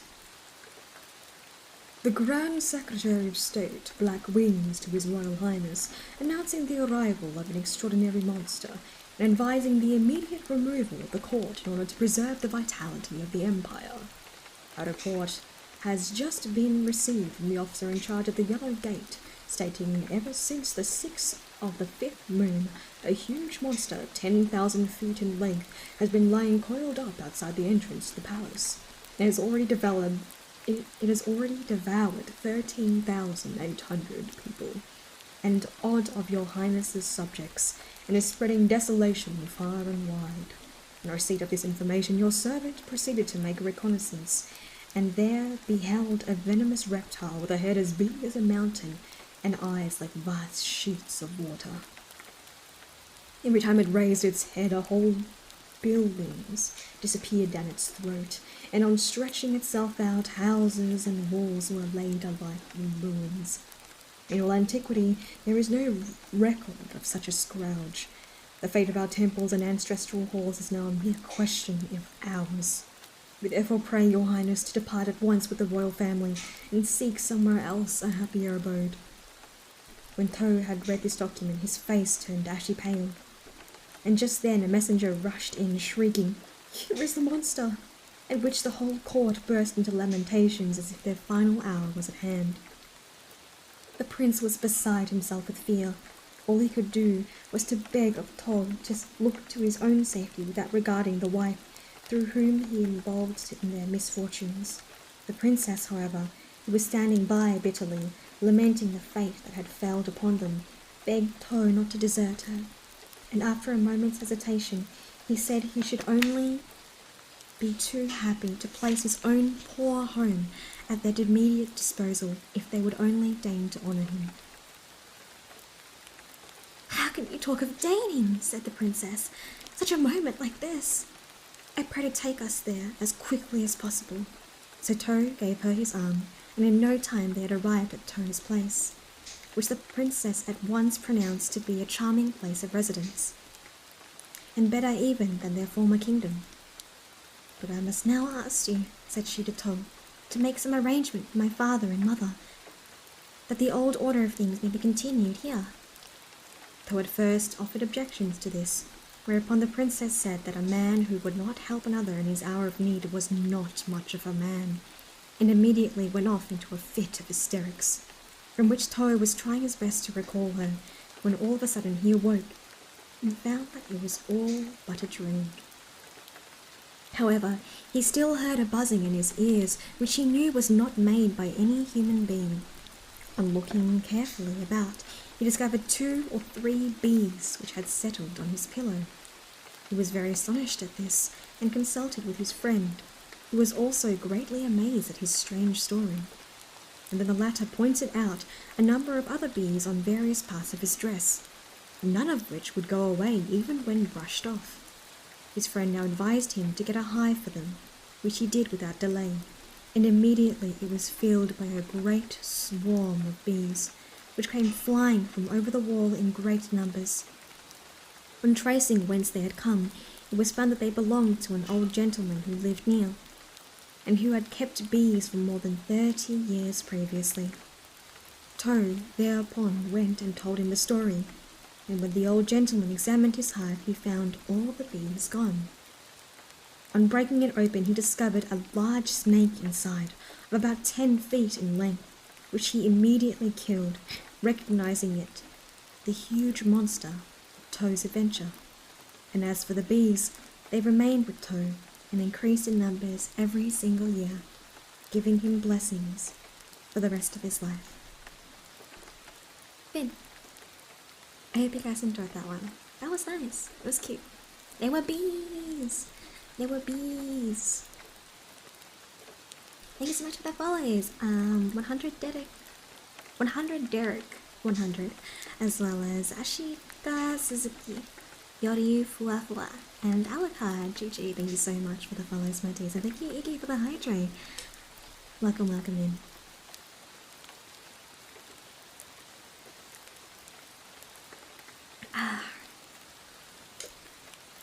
Thank you for hanging out with me today, guys. I think we'll end off here for today. The storytelling does kind of rip at my throat just because I'm speaking for like so long. But Ruby, how you doing, love? If you haven't already, feel free to join the Discord. We have a good time there, and then you can catch whenever I stream again what else I get up to in my spare suspicious time outside of the office. And if you didn't know, I also have a Patreon where I upload other ASMR content. The first, it's actually pretty new, so the first month has been, right now, the first month since its inception, the audio available is for free, so if you would like, go check it out. Maybe it's something that you may be interested in. I'll be doing more storytelling content, ASMR content on there, but it will be a little bit longer form, so you guys can download it and kind of listen to it at your own leisure. Super nice. Yes, Winnie said it's really nice. I think it's okay. I tried my best to do it as best as I could. Big boy, thank you so much for the follow, as well as Logan. Welcome, my dears. B-Day's tomorrow. Okay, we're gonna sing happy birthday. Oh, no, we'll sing happy birthday to you tomorrow, Ruby, if you drop by stream. Thanks for stream, guys. Thank you so much. Thank you, guys. Thank you so much for hanging out with me. I really appreciate it. If you're new here, welcome, and I hope you enjoyed your time here in our little office today, and that our interns were nice to you and weren't mean to you. Thanks for the stream, loves. Let's find something to write before we finish off for today.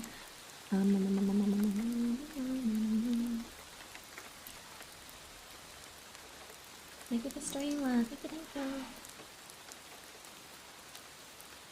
Yeah, check out the Patreon. Check out the session. I would very much appreciate it. And Minerx, thank you so much for the followers. Nubis, how you doing, love? It's been a while. Welcome. I'm going to raid. I think Kayoko raided us last time, right? It was a nice stream, thank you. Will this VOD be on YouTube? Yeah, I will download this VOD and then I'll be uploading this one to YouTube. As by popular request. I didn't know that they did this to you. I didn't know about the freaking I didn't know that they gave you guys so many freaking ads. It's so ridiculous. I think Coco rated me recently, so we'll go and return the favor for her. But yeah, I'll only be able to upload it after 24 hours. So if you want to listen to it afterward, unfortunately, you won't be able to unless you watch it on... the fuck is it called? Twitch, yeah. But thank you again for the support, guys. You mentioned me your... Oh, Genshin, yeah. Oh my god, I tried to fucking open Genshin and I couldn't get any. Okay. Thank you, love. Thank you. And her Somniac, thank you so much for the follow, dear. It's fucking welcome. Let's drop by Kayako. Thank you for stream today, guys. Let's see. Kayako. This is the raid. And then an emote of your choice. I'm gonna choose a cute model. Thank you, dear. I'm gonna choose a heart. I'm gonna choose a little heart. Bye-bye. Bye, guys. I'll see you tomorrow. Yay, and now we have our little patrons that you can see. And then we can thank. Look at all the patrons. I'll set it up so it looks a little bit nicer.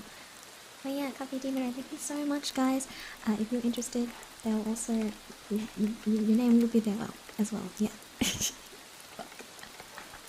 Yeah, look at you guys. Thank you so much, guys. Thank you. I'll see you very, very soon. Like, as in, like, tomorrow.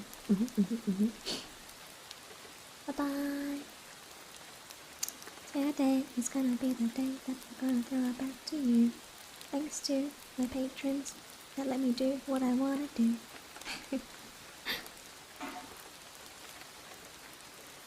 Bye-bye. Bye, guys. Enjoy.